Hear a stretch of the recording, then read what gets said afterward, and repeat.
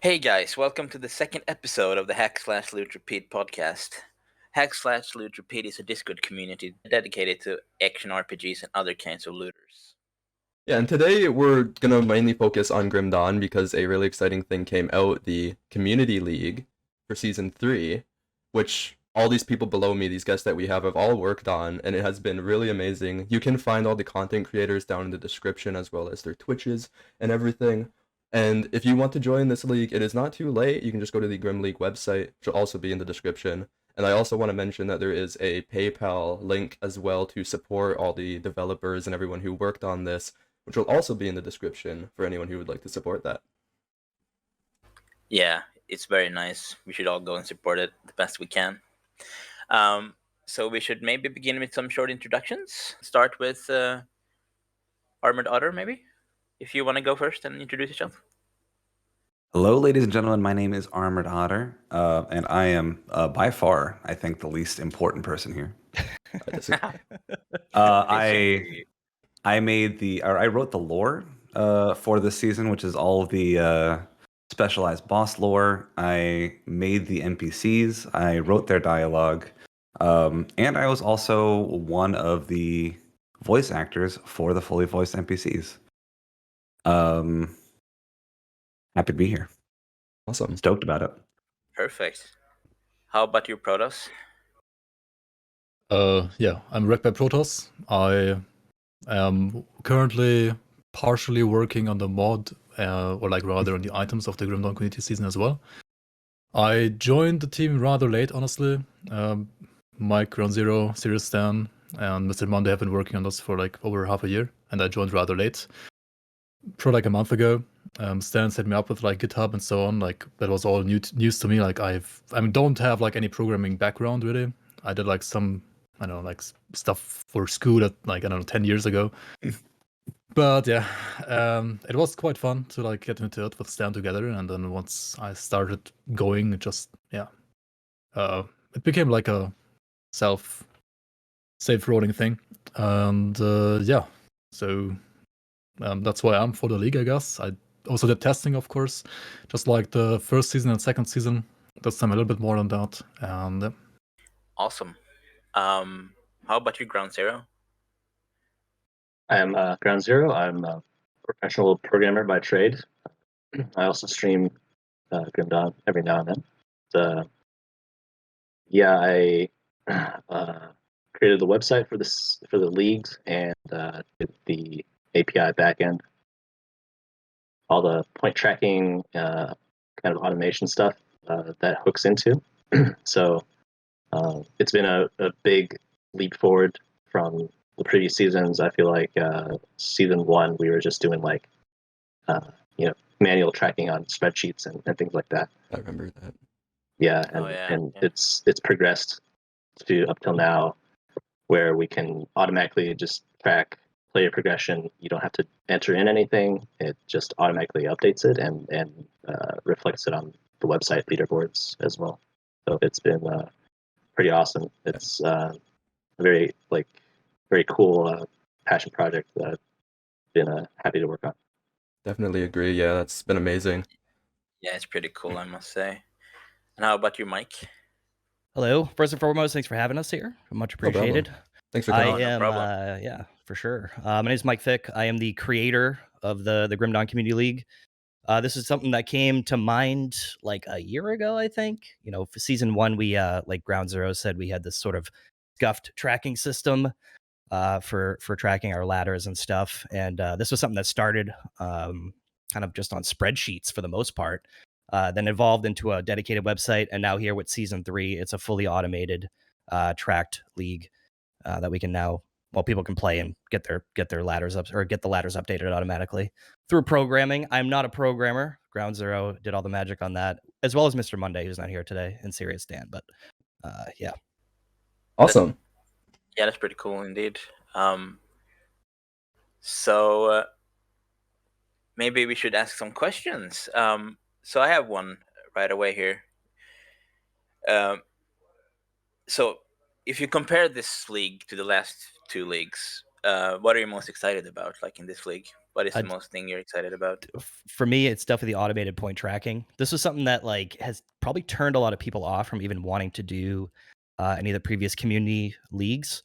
So, like I said, in season 1, we were quite literally tracking points, I think, through Discord. People would come in to my Discord server and they'd say, "Hey, I got points," and I would quite literally just put it into a spreadsheet. So scuffed. But we only expected like 20 people to sign up, and something like 140 people were interested. So there's clearly a market for this. And then season 2, like I said, GroundZero came on board and made a website that had a scorecard that players could customize as they went. The issue with that was, I mean, there's a lot of issues with a lot of things, but someone could just like join and then say they did everything and be rank 1. So it was really like a buddy system. It's like a big game of golf. That's what I always Yeah, say. I remember Kind of how he Yeah. justified it. But yeah, now with season 3, everything's automated, and also in season 2, players had to report boss kills with video uploads so we can actually confirm they did the custom boss kills and stuff like that. So just the full blown point automated system is awesome. And also the overlay, there's an overlay at the top left of your Mhm. screen that will keep your rank up to date and keep your points up to date. And stuff like that. So that for me, that's like the biggest thing. And since the beginning of this project, that's one of the biggest things I would really wanted to see implemented was sort of an automated system, and as well as some anti-cheats. And there's actually a ton of anti-cheat stuff buried into our launcher. So now we have the capabilities of tracking some players that aren't playing fairly. So that's really nice. Do you have a lot of troubles with cheaters and stuff like that? Is that- Every season 1 and 2. I imagine. Yeah, I mean, it's I'm sure there are people doing things that they shouldn't be doing Yeah, all I the can time that imagine. we can't really track. But season 1 we had to remove some people for playing multiplayer. Season 2 we had to remove a cheater whose name I won't mention, and then season 3 I don't really want to go into too much detail, but we have been getting some flags about some cheaters. So yeah, I feel like once you get into like these competitive environments, it's just gonna happen. It's just bound to Mhm. happen. Yeah, so. yeah, of course, it's always gonna happen. Yeah. Yeah. That makes Also, sense. once there's like prize money, like Mm-hmm. Yeah, you that's the always get biggest. leaks Yeah. as well. That's the biggest thing for me is like we don't want to give prize money out to players that aren't playing legitimately. So Yeah, that makes sense. Totally. For sure.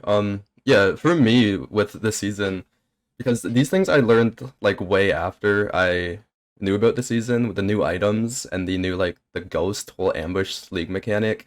That's what has me most excited, honestly. That stuff is so awesome. It makes it feel like a PoE league or like a Wilson league or one of these other games. It's been so awesome. And yeah, the voice like the lore that goes with it, Yeah. ArmoredOtter, really props Yeah. to that. The voice acting and the lore that goes with the base game, with the Arkovi and stuff, it's so awesome.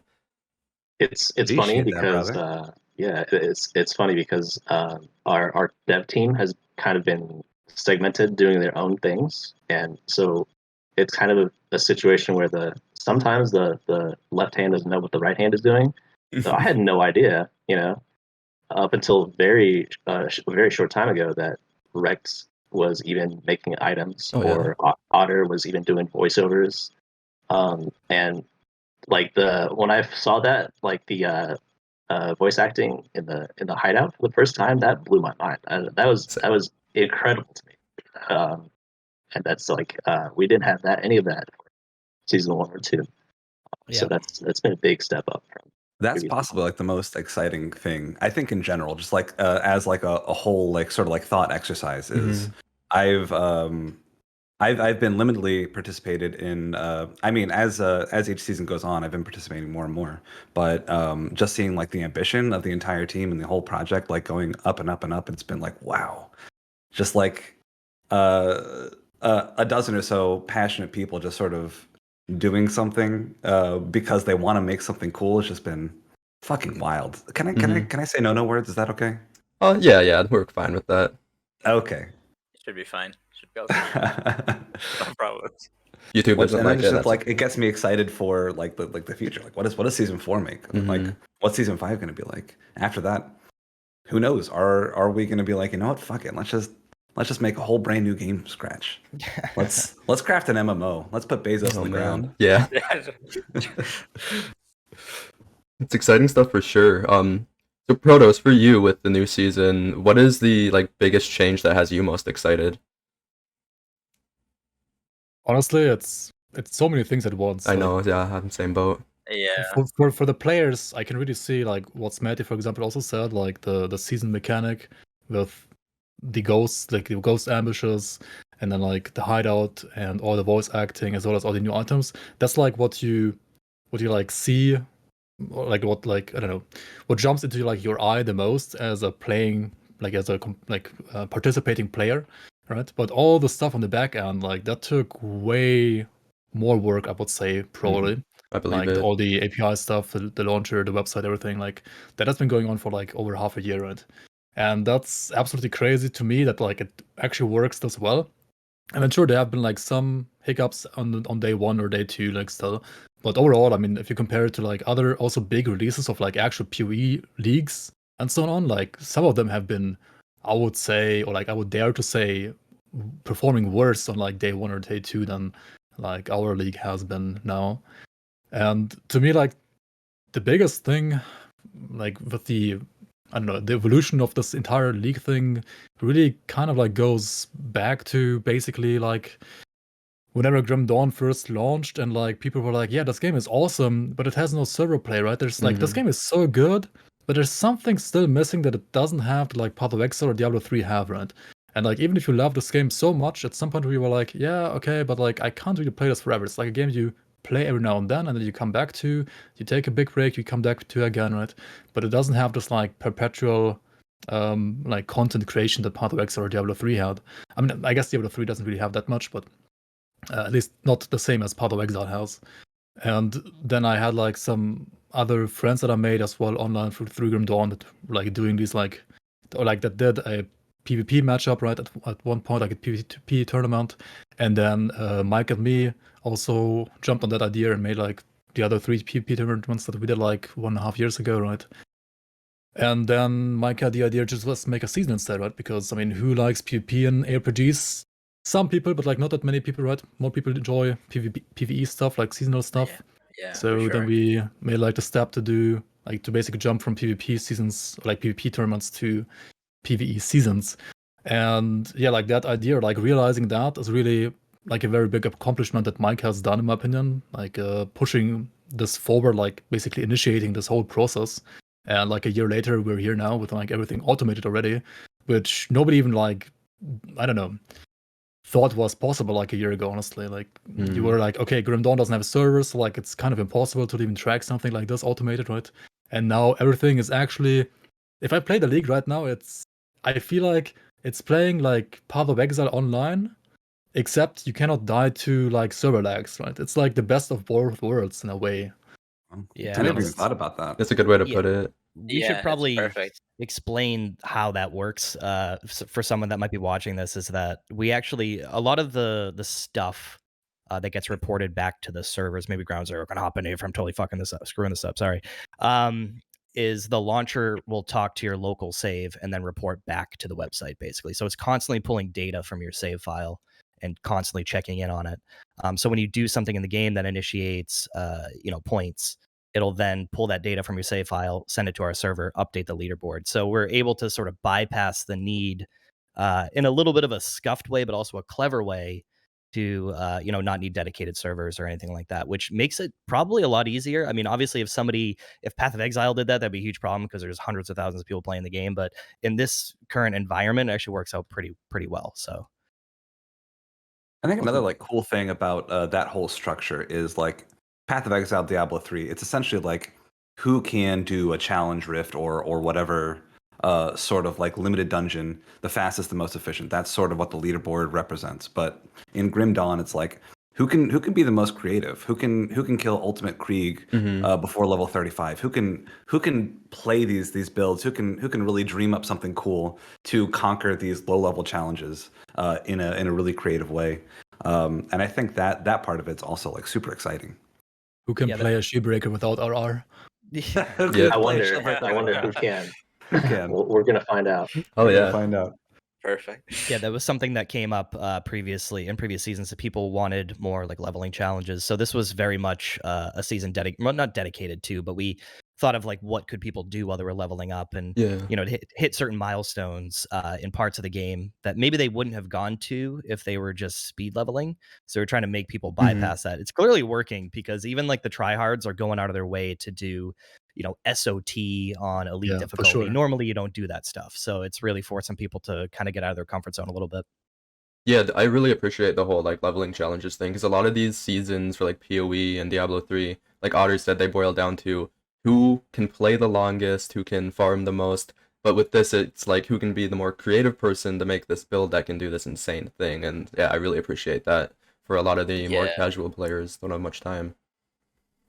Yeah, and the other thing Yeah. that adds to that is, I'm sorry, It's okay. No, go on. Just go. is that well, in seasons like Path of Exile, usually you have more like a race, like the first to hit 100, the first to kill this boss, the first to kill that boss. I mean, I did some racing, prizes as well in season 2, which I did not do this time because I feel like, I mean, I kind of would have liked to do it again, but I feel like it also rather like incentivized cheating even more. So Yeah.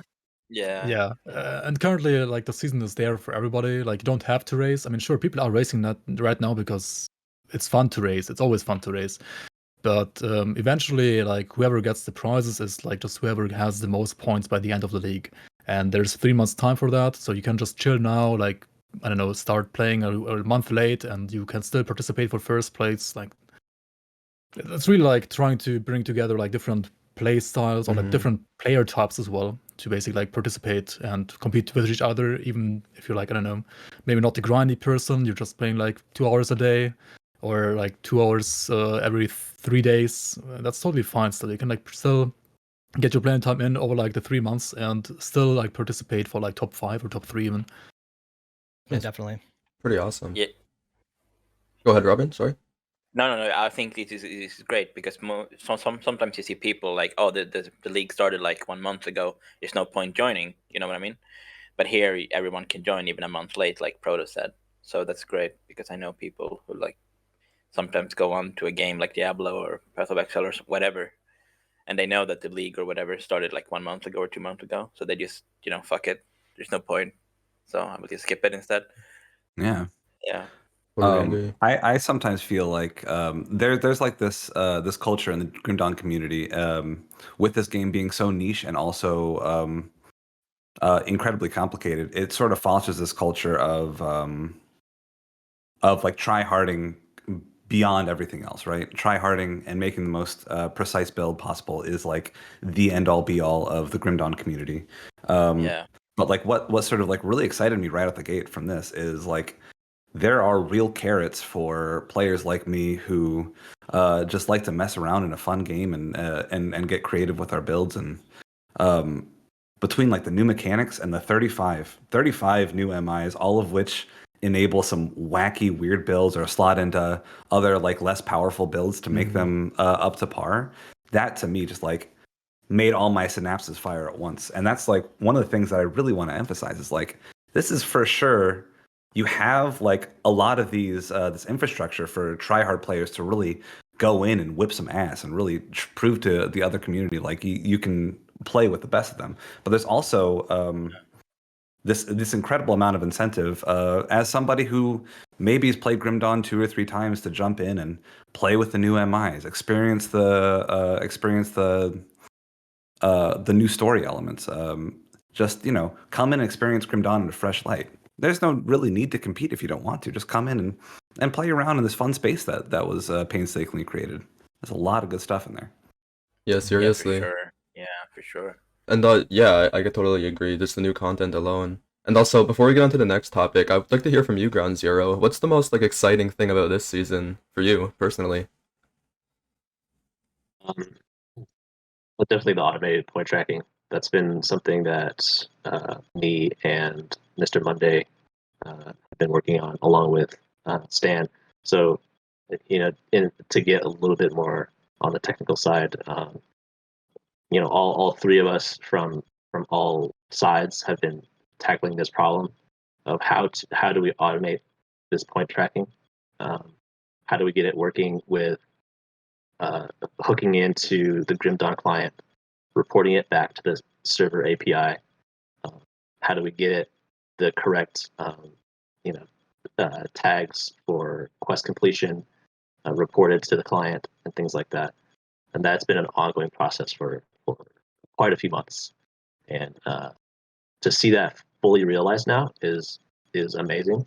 And there's actually another project that we're working on. I don't want to talk about it too much here, but like it's like if we can get that working, I think that's going to blow everything else like that we've done previously out of the water. I'm very excited for it. How confident are you in this new thing? Can you give us a little hint, GroundZero, or no? Give us a taste, just a taste. I'm very tell us hyped now. Tell us what it. Just tell us what we think it might be. Like just a little bit. It's to do with your items and storing your items. That's all I'm gonna say about it. Okay. Okay. And that opens up avenues and possibilities for so many other things down the road. And it's What you're going to be telling me is we insane. finally got a Grimdawn auction house. I cannot confirm or deny. Maybe. He didn't say that. I cannot confirm or deny. Maybe. Yeah, man. But I'm very excited. I think exciting times, yeah. if we Real can money auction house. get that working, if we can get that working, then yeah, it'll hopefully be less scuffed than the Diablo 3 auction house. Hopefully. Sick. Oh my god. Exciting. Wait, did I actually guess it? I said nothing. Can neither Okay. confirm What are or you deny. You have to. I was Oh, just man. doing a goof. Oh god. All right. Oh, that's some exciting stuff. Wow. So now got that out of the way. The most exciting things about this season, we get into like the juicy stuff, because I want to know. Well, I already do know, but I want to hear you guys talk about it. What builds you've all been starting with? Because I saw the live stream that you did slightly before, or it wasn't a live stream. It was a pre-recorded thing where you all talked about your builds and like what you're banning and stuff. So MikeFic, do you want to explain a little bit about that and what build you guys started with? Okay, yeah, I'll give you a little bit of synopsis about the whole the whole ban situation. So GroundZero, throwing them right under the bus, had this idea of And take full credit. Yeah, had this idea of getting all these streamers in a room and basically selecting other people for the most part and banning out things they could or couldn't do. And that's actually up on my YouTube channel right now. Maybe we can link it below. Yeah, or for something. sure. But we will link stuff below. Don't worry. Okay.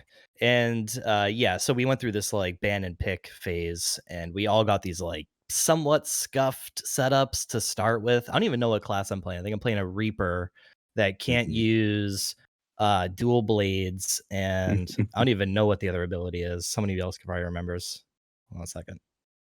No, I'm too stupid. I literally can't even remember what other skill You I can't can't use spectral binding. binding. Either. Yeah, spectral binding. binding. So now I that's got rough. I got screwed out of like two really good things, but so we're just kind of like making it work. It's this really scuffed thing. So yeah, I'm starting with a Reaper without spectral binding and without dual blades, which is pretty awful. Yeah, so GroundZero came up with this idea, and then I heard through the grapevine that I had to figure it out. So then I made the spreadsheet. Like, this thing was so scuffed. And then Rude Girls was messaging me, and she had this whole other idea of how it was going to work. And then we like wrote all these rules up. It was pretty fun though. It was a really good time. I mean, Shout out to to be RG. honest, oh, sorry. Yeah. I mean, to be honest, the most of the like rules basically were actually like pitched by Illuminator, and I think he like then forwarded to like Jude or like to me and then to Jude, or I don't know how exactly it went, but I remember Illuminator like basically like doing a pitch for how you would do it more or less. But I think like multiple people were like more or less figuring it out at the same time, and they came to similar conclusions on how it like should work. It was basically a cool idea that once we started talking about it, then like it got the ball rolling, and multiple people like kind of just pitched ideas about how to do it. So I should have thrown Illuminator under the bus, huh? Oh yeah. Just throw everybody. Sorry, Yeah, exactly.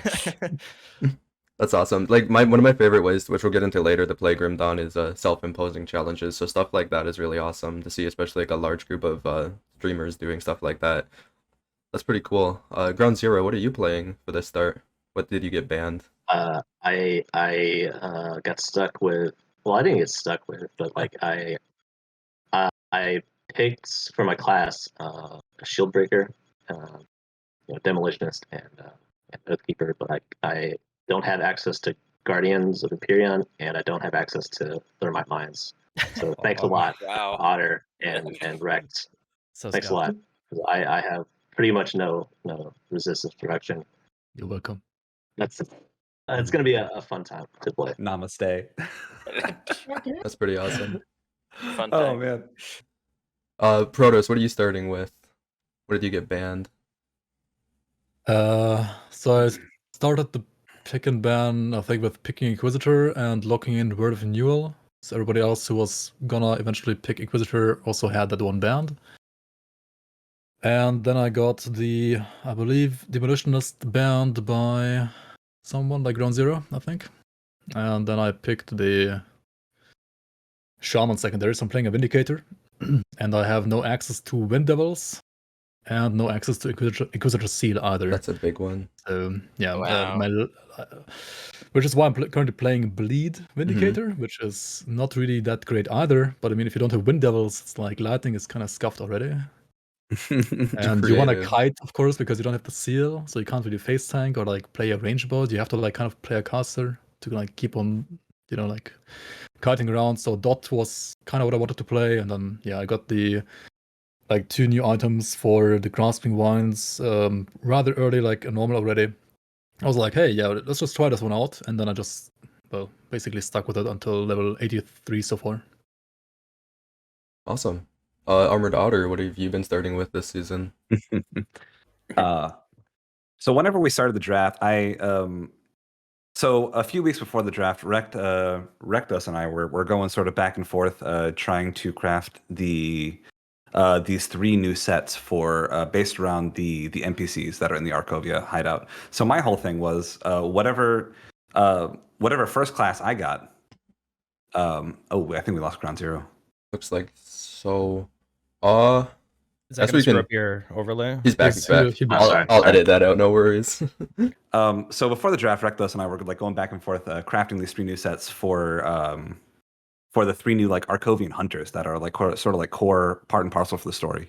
And my whole thing was I wanted to have a build that could showcase one of those sets right from the jump. But I had a favorite set, which is the Seagrin set, which is a soldier warlord set that's all about summoning Guardians of Empyrean and making those Guardians of Empyrean strong. He has like additional ghost summons that he does in the 4 set. He gets the Warcry cooldown super low and adds weapon damage to Warcry, so he can just shout people down. Whenever it came to my pick, which was the 9th pick, I was left with Oathkeeper, so it was just like Kismet. And beyond that, the only thing that was banned from Soldier was Force Wave at the time. So when everything was all said and done, I was left with a Warlord who couldn't use Force Wave or Ascension, which is, in my opinion, by far the strongest draft pick of anyone. I think I've got the most opportunity Otter. to make a powerful build. Otter, you lucked out there. I lucked out very, very hard. I cannot believe that how lucky I got. Everything just fell in my lap.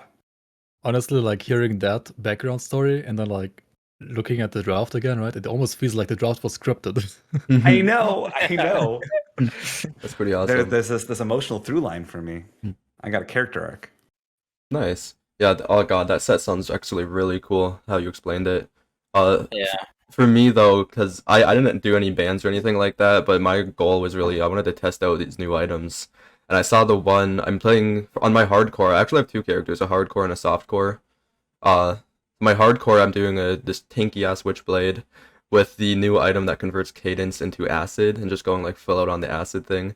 That's been a ton of fun. And on my softcore I'm doing a vindicator because I want to get that the 2-handed ranged weapon that drops from a cannonball in Gloomwall that converts primal strike to vitality. Do some stuff with that because that sounds sick. Yeah. Very nice, very nice. Glad you liked them. Yeah. Awesome. Very cool. Can I go pee? Sure. Okay. Sure. I'm sorry that you have to edit this. No, I like editing. Don't So worry. speaking of this league and stuff like that, so what is your personal goal for this league? Well, If you start $1 with- million. yeah. Yeah, that'd be Yeah. nice. New prize pool. New prize pool, man. Yeah, I don't even know. For me, it's as a partial creator of this whole thing, it's I really have no goal. we got there. Your goal was to create it, really, right? Yeah, Yeah. exactly. I mean, it's just fun. It's always fun going to Twitch and seeing people stream this that are like playing in our league. I don't know why I think that's so cool. I'll just go to Twitch and be like, oh, look, this random person with like 2 viewers is participating. I always think that's so cool. But because there's never anyone streaming Grimdawn, and now we're doing this event. Now a ton of people are streaming it. I say a ton, but like 2. no, there's like just there's been a few over the past couple days, so that's cool. But yeah, for me, it's just try not to die. That's the main goal, I think, because I'm playing hardcore. I would love to see all the new stuff, all the new like end game stuff. There's, like we said, I think we said this previously. There is things buried in this league that I'm not even aware of. Stan is the architect sometimes in the background doing his own thing, and you know, at the 11th hour, he'll just inject stuff into the mod that I'm like, what even is this? So like, there's all these new tokens and stuff dropping. I didn't even know that they were a thing. It was so weird. The night before the league dropped, Stan messages me at 10 o'clock at night, which is probably like 4 o'clock in the morning for him or something. I knew he was staying up late. And he was like, I need you to make all these graphics for me. I'm like, dude, I got to go to bed soon. I have to go to sleep. And he shows me this spreadsheet with like a bunch of gibberish on it and crazy text. And he was like, I need you to put these in scriptures and cut. I don't want to say too much, but he made me make these in-game items that I had no idea what they were. And it was 10 o'clock. And I'm like, all right, I guess I got to do this now. So yeah, you know, that's always really fun. But yeah, for me, it's really seeing like the new content that was added to the league, and hopefully I can get there. If I can piggyback off of that, because is that your fault? No, it's not my fault. But there's this interesting sort of like tug and pull between what I want the lore to be and what the lore needs to be in order to explain stuff. And so one of my characters, Thrawn, is sort of like your gateway into sort of unraveling the hidden mysteries. I don't think that's a spoiler to say, right? Because you can pretty much access that dialogue right from the get-go. You can talk to him. But like if you go through and read that dialogue, I don't know, I fucking wrote it, and I can't read that line of dialogue without going like, what the fuck is going on? Because it's real complex. It gets real complex real quickly. I'm excited, man. That's pretty cool too, though, in a way. It's some real oh my god, what's that movie with Tom Hanks? It was a book where they figure out that Jesus Christ was, oh my god, The Da Vinci Code. The Da Vinci Code. It's Da Vinci Code. Yeah. Boy, that's a labored That's pretty reference. awesome. Oh man, that gets me even more hyped now for the lore stuff. Yeah, exactly. I really like the one part where Thrawn is like referencing to all the like season 1 and 2 winners. Oh yeah, I really like that one a lot. That's awesome. I thought that was a cute little way to sort of homage the people who whipped ass in previous leagues. Oh yeah. Yeah, very well done. It's pretty cool. GroundZero, do you have a personal like goal for this league at all for playing it? Yeah, I kind of figured I would be fairly busy with just maintenance and things like that, and that's why I didn't want to play hardcore this time around. I did hardcore seasons 1 and 2, but this time I'm just doing softcore. I just want to, level up a character, get a build going. I want to see all the new super bosses that Stan has cooked up, because there's some crazy stuff. There's going to be like so many crazy mechanics and things like that. And I just want to see those, and then like not get one shot by the boss and have to start all over. So that's pretty much the reason why I have a hardcore and a softcore, because like for me, my personal goal is to pretty much, like you said, see all the content. I want to learn the whole system like inside and out. And as hardcore, I'm not sure if I'm good enough to do it without it taking like 20 times longer constantly, because I died actually the first time to the ghosts at like level 10, I think. That was fun, but I kept going on that. So I have my softcore guy as a backup if I do keep dying. The ghost ambushes can be super rippy. I triggered my first one at level 4 as a blade arc build, so like 90% of my damage was bleed, and so I just had to. I think it took me like 8 minutes just to kite back and keep on applying blade arc to those guys over and over again. They're rough. Pretty awesome. So for you, Protoss, do you have any specific goal in mind when playing this league? Rank 1, baby. Yeah. No, I mean, that's the spirit. What a nerd! What a friggin' nerd! Everybody point at Protoss right now. Nah, I mean, to be fair, I mean, I've always been like a competitive kind of player, coming from like games like as a kid or like youngster playing StarCraft, Brood War, and then later League of Legends, and then Hearthstone and so on. I always liked competitive aspects of games a lot, and in Grimdawn that was kind of there, like not there as much as I would like it to be there when I first started playing this game. But then we had like the PvP tournaments, the former seasons, and now the season as well.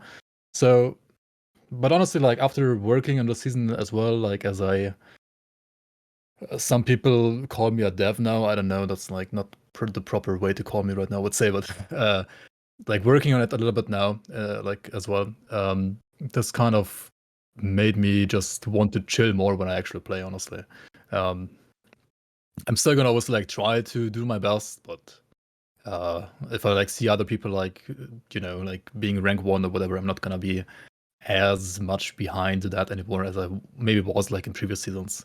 I mean, I guess I get old at some point as well, but yeah, I don't know. I mean, obviously, I still want to do all the content, and I will provide lots of rep clips for sure, because the content in this season is, especially for endgame, not only like, I mean, the ambushes now, right? They are pretty rippy. They can already be rather rippy.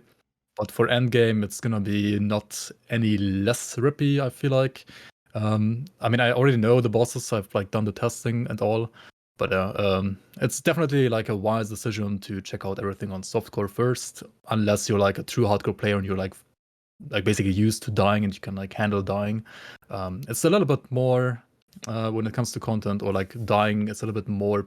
It's not like PoE. It's not as bad, of course, but it's a little bit more in the direction of Path of Exile compared to like Vanilla Grimdawn.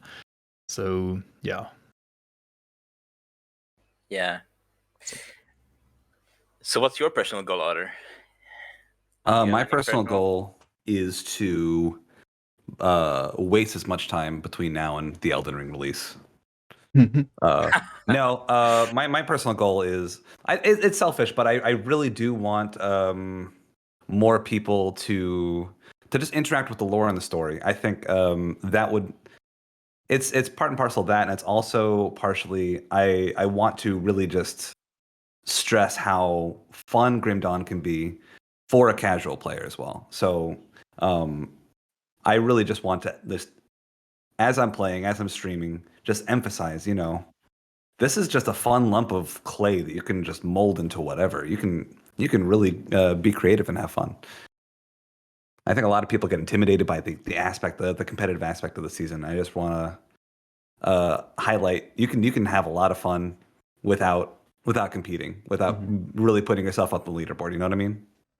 Yeah, Totally. and I think that's important. I think that's important because I know many people who play more on a casual level. So what Yeah, you're absolutely. saying is very, very good. Yeah, I agree. Yeah, when I play whenever I play a ladder or any competitive sort of action RPG, I always play against myself. That's who that's who I like to play against the most. You try not to worry about whatever's going on around me, but I think a lot of people are kind of like that too, because especially with this league, with all the leveling stuff, it's not uncommon to see players in Grimdawn and like on Reddit and even on forums and everywhere that say, "Hey, I've never even gotten to elite difficulty. I've played this game for 400 hours, never gotten to level 100."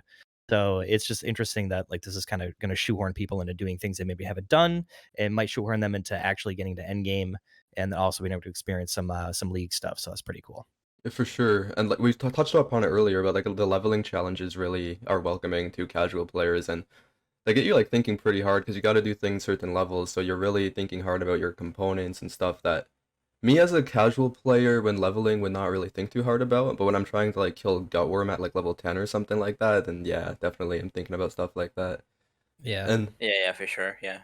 speaking of the whole competitive aspect, because there really is those two types of players, the casual and the competitive, which both are really rewarded with this. Do you have any predictions on like either powerful players or even strategies or builds that would probably dominate the latter? If anyone would like to start, who has an idea? I mean, in terms of players, I'll call it a specific person. His name's Okay. Ricardio. He won season 2. Okay. I think he's also like rank 1 or 2 right now in softcore. Nice. Oh, nice. I don't know him that well, but he's a big nerd, and so he's definitely Big fucking dork. no, he browses around in Discord stuff. He's a good shit. Awesome. But yeah, he's been just experimenting in softcore right now, and he's gonna wait. He's literally waiting. I think he's pretty competitive. He's gonna wait until people report back on hardcore stuff before he goes into hardcore.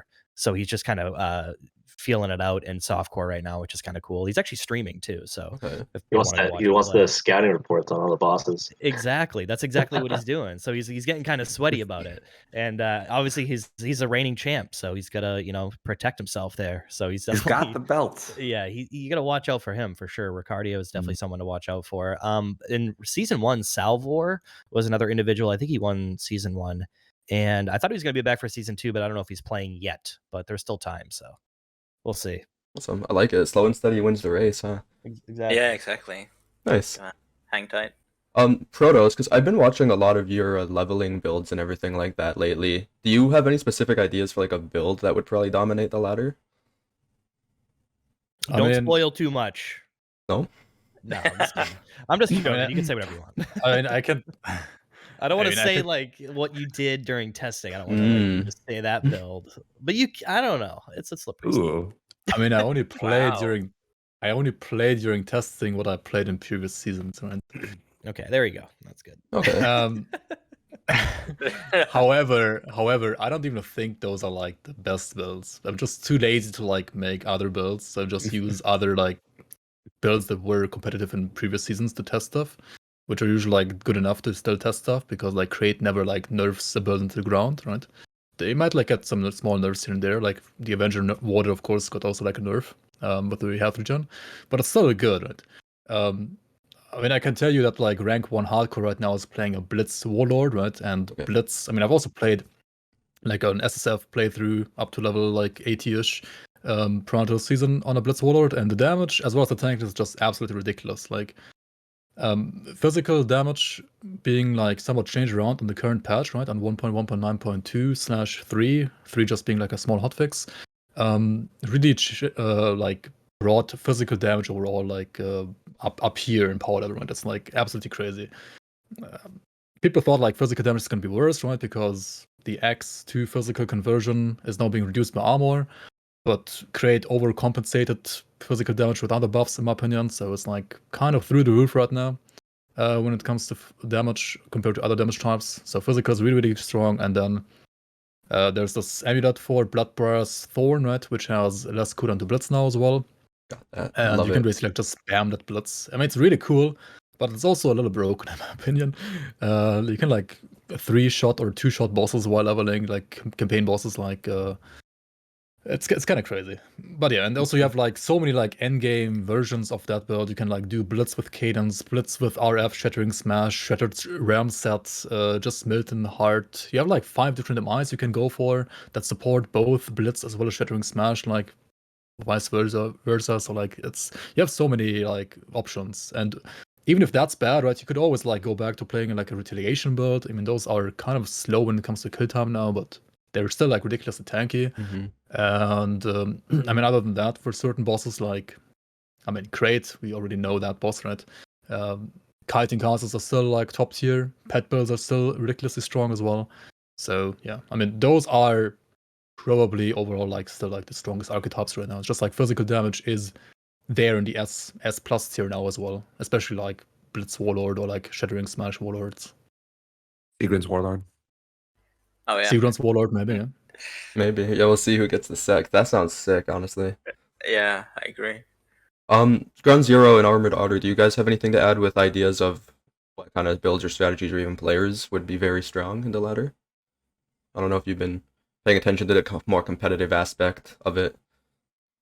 Yeah, honestly, I haven't been Makes super. sense. Yeah, Yeah, it makes sense. I've been so busy with other stuff. Yeah. Yeah. Yeah, I'll leave all the theory crafting to Rekt. For sure. Yeah, Yeah. that's very true. I will say, like, with the caveat that anything that I say has like, let's say like 2/5 of the weight that anything that Rekt can say. But what I as a builder and a theory crafter myself, I really am excited for Lightning Trickster is one of them. there is a new axe called Nomostrez axe that gives you wicked conversions as long as you have Mog's Pact active. It gives you physical resistance, a huge electrocute dot to Shadow Strike, which works really well with the conduit. It brings to light a blue set, which I don't think anyone has ever really seriously used, called Storm Serpent, which just synergizes super well with Lightning Trickster. And I mean, it's probably not top tier, but it is a build that you couldn't do before that I think is going to be pretty competitive, all things said and done.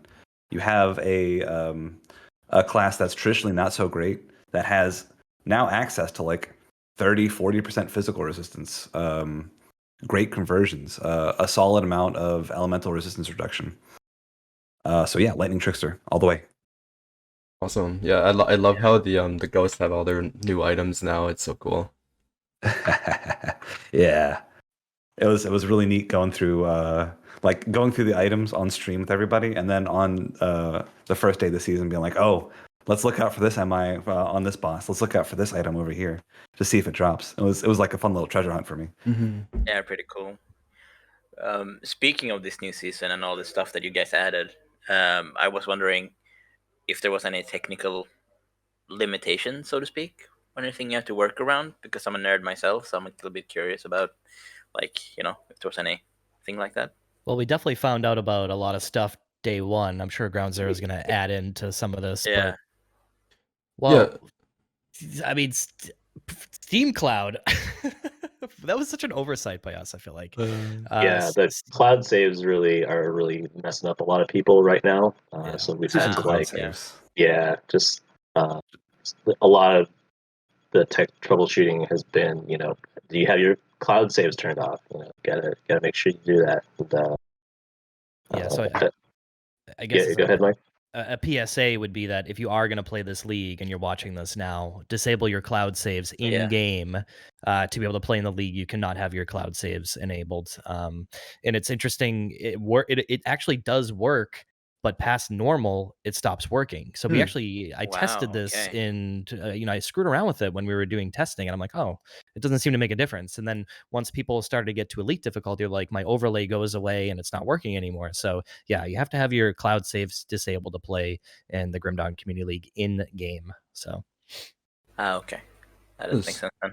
It's very odd. Yeah, Grimdawn's engine. I've heard a few things from other modders with like creative workarounds for a lot of stuff, but I also just want to say to GroundZero and Mr. Monday and everyone who worked on that, big props to you guys, because there was some issues on the league launch with crashes, but you guys got that down in like barely even over an hour. And it's like I'm thinking of companies like Blizzard or even GGG. Sometimes when they have issues, they often take like multiple days to fix that stuff. But yeah, big props to you guys for working really hard on fixing all that stuff.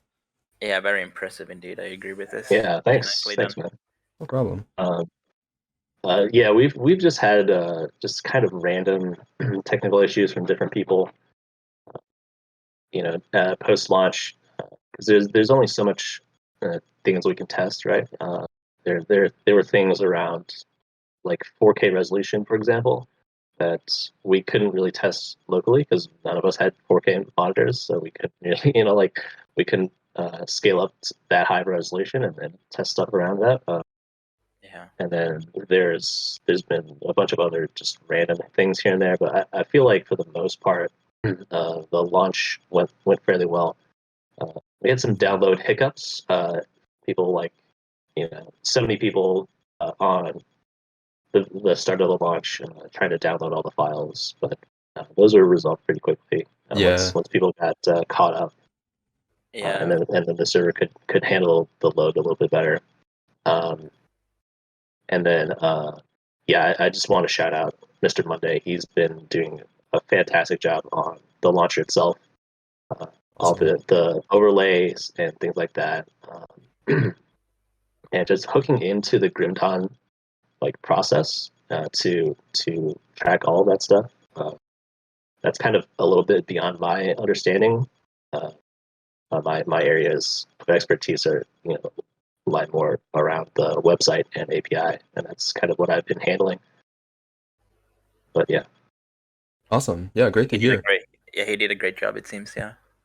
But again, it seems like it's always going to be problems of some sort in a new season, right? It's Ye- always going to be something that you can test or something that will occur. But, Yeah. Like, even That's- companies with like $1 million run into that problem. Yeah, Sorry, what were you saying, it's- Mike?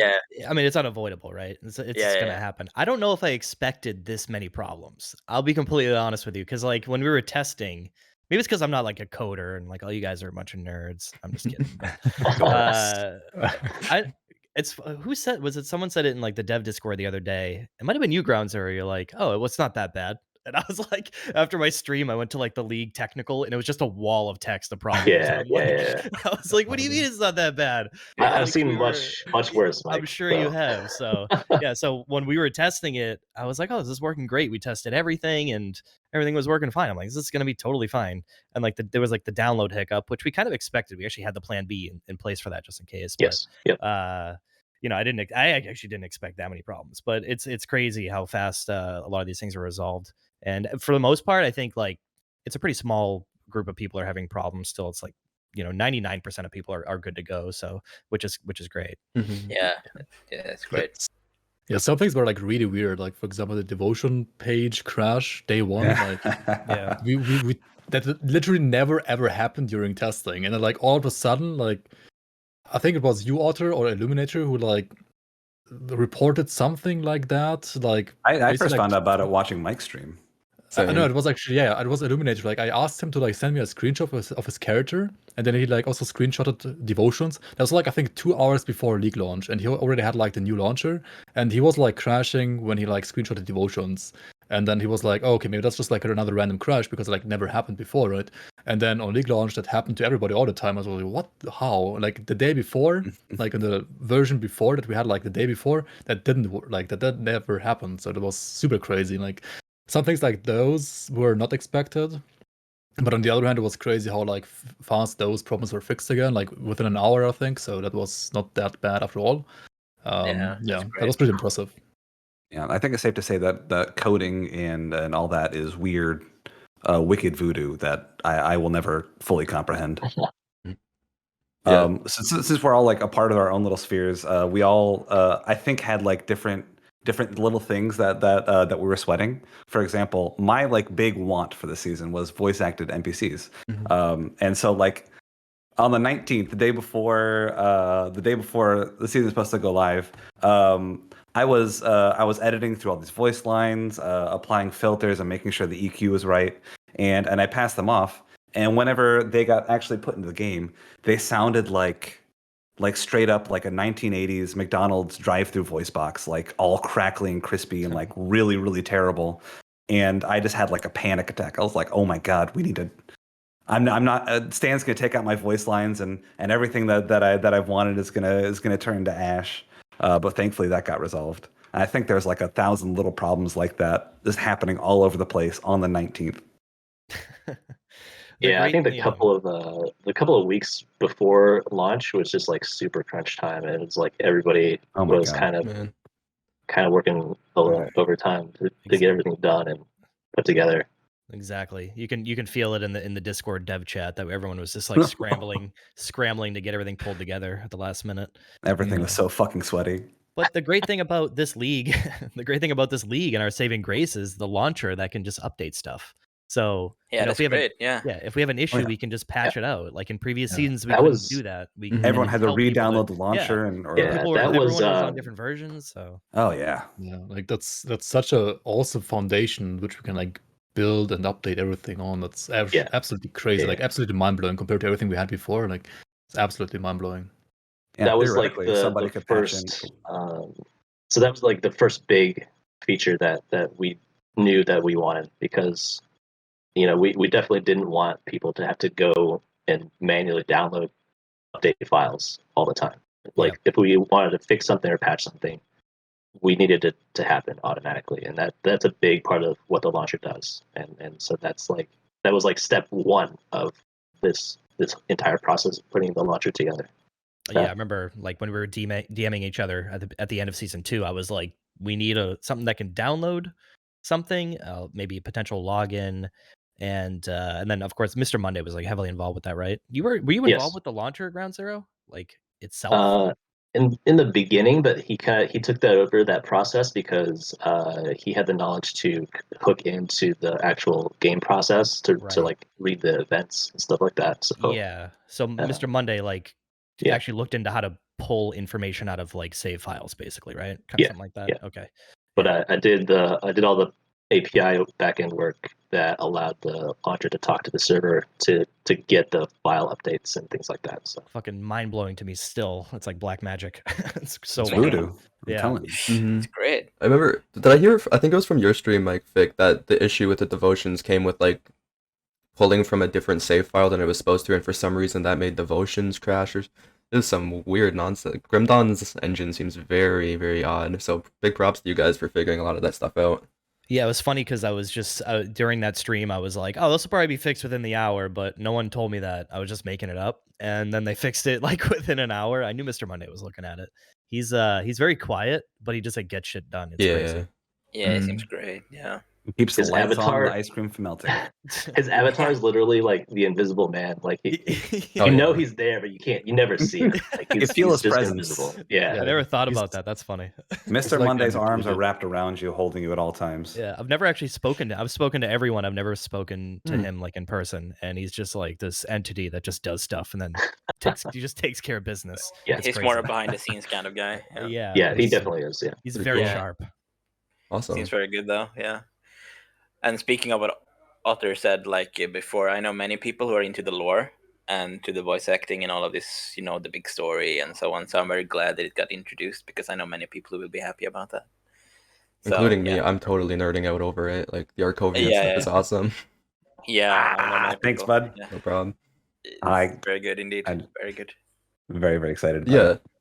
So before we get into the next section, we're just talking about Grimdawn in general. Is there anything else that you guys have to say about the league that we haven't covered yet? I think we got through a lot of it, right? Talked. Yeah. Okay, cool. I think we covered all of it. Yeah, I think we did. awesome. So yeah, now time to just completely nerd out about Grimdawn, right? Robin, do you want to? Yeah. Can I Yeah, pee yeah, again? sure. Can Yes, you guys yes, just so perfect I can time. pee? I'm so Yeah, sorry. perfect timing. No, it's okay. Yeah, Perfect timing. It's NA bladder, and then I had a bunch of water, and then I had a bunch Yeah. of beer, so it's like an amalgamation of just bad bladder. Yeah, it's fine. Cool. All right. Are we The all P set up? Master is back. I am back. Sorry about that. It's all good. Perfect timing to take a little break there. Well, going from the technical aspect into the game. So personally, what was it about Grimdawn that made you interested in it? That set it apart from like other RPGs or like other games in that genre? What was it that drew you in? Like, what was it? If I can start with that, sorry, for me, the big sure, go thing ahead. was like the openness of the world, and also like this how fleshed out the story is. I know the story doesn't matter for a lot of people, but you can kind of tell just from like the level design and stuff, like that this is a messed up world that like there's kind of no hope left, and that's pretty awesome. And also the item system, how like a lot of skills are tied to items, and a lot of builds aren't really gonna look similar because a lot of them are using different components, different active abilities, different devotions. The customization, that was a big thing for me that made me like really fall in love with this game. Also the modding community, which pretty much is what made stuff Yeah. like this possible. That's been also the best thing. Yeah, the mod support and the modders out there. It's great. Yeah, that's like a thing you don't get a lot now, right? With games. I mean, some games still support it, of course, but you know, Yeah, of course, but to be able to have the ability to just have access to all the tools that the actual developers have access to is pretty cool. So, yeah, that's definitely a big thing. You know, for me, I played Titan Quest with my friend back when we were like 15 or something like that. It was always this, we'd always get like Pepsi and pizza and play Titan Quest. I don't know why. that's amazing, man. It was like a Amazing. LAN party thing we'd always do. We'd always just play, for whatever reason, only when me and him were LANing together, we would play Titan Quest. And I wasn't that good at it, and we would just kind of screw around in it. And it was, I think, what was it, 2000, I don't even know, 15, when Grimdawn had their Kickstarter or something like that. And he messages me, he's like, look at this thing, it's going to be like Titan Quest, but it's going to be different. And I'm like, this is great, this is awesome. And I just remember getting into the beta, and then I actually didn't support the Kickstarter at the time, but I just remember like I did buy it on Steam when it was available in beta and just screwing around with it. It was super fun.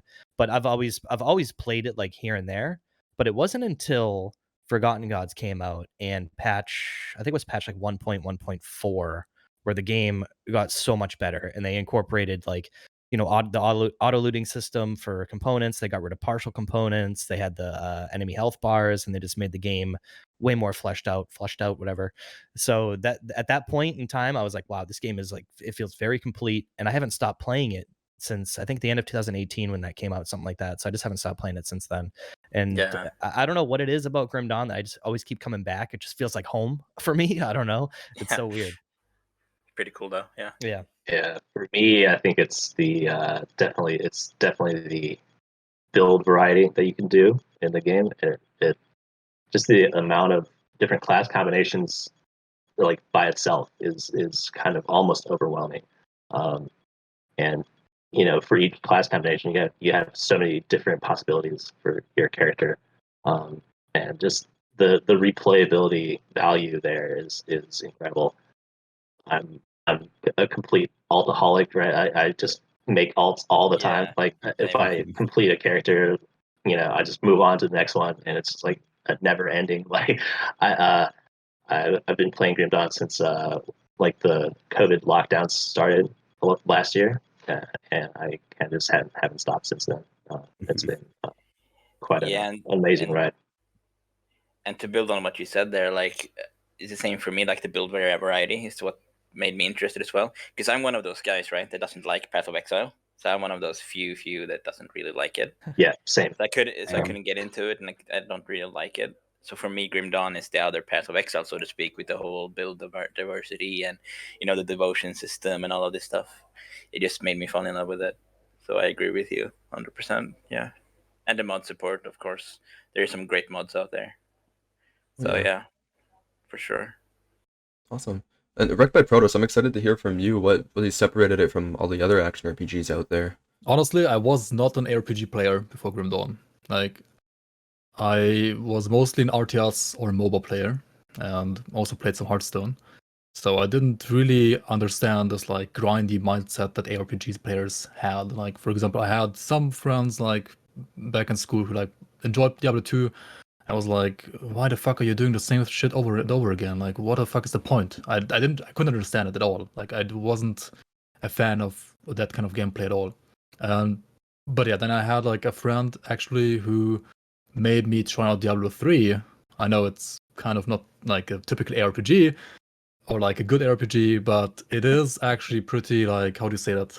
Like, it's an entry level ARPG, right? Exactly, like Yeah. It does that job actually really well. Like, it does introduce people to the RPG genre really well, and it did so actually for me as well. I'm gonna give that game that for me. It did that very well for me. So I played the game for maybe like 2 or 3 months, and then it became boring because it's Diablo 3, right? But like maybe a year later, I was like, hey, you know, I've been playing like League of Legends or Hearthstone like so long, and I don't want to play it anymore. Like last year when I played Diablo 3, it was kind of fun. So like maybe there's another game that's like that I could check out. And I checked out basically just ARPGs or Diablo 3s on Steam, and Grim Dawn popped up. It was I think like in December or November 2017, so like a couple of months after release. And then I found it and was like, hey, that's pretty cool. And then I bought it, installed it, and I remember like the next day I needed to like go basically drive to my dad, and because we were basically like meeting up for like pre-Christmas stuff, and yeah, I ended up like playing Grim Dawn until like 4 or 5 a.m. and my train was like going at 8 a.m. So like I didn't sleep at all because of Grim Dawn, like the very first day I played it. And it was just like honestly, it was just the game captured me. Like the atmosphere actually was a huge thing for me. I read all the lore, first playthrough, literally all the lore. Good stuff. I watched like a video before actually downloading the game, like during the download, that like showed, I think it was like a pyromancer with dual pistols. I was like, yo, what the fuck you can do with pistols in this game? That's so awesome. Like you couldn't do that in Diablo, right? Like there were no pistols there. So that was pretty cool. And then I also like rolled a pyromancer on the first character. I mean, I died a lot because I wasn't like used to ARPGs in general. I was like, what the fuck, this game is way harder than Diablo 3. Because Diablo 3 is kind of like super easy. And yeah, then I don't know, I just got hooked, and then like basically in January I just played through the entire game, and it's just awesome.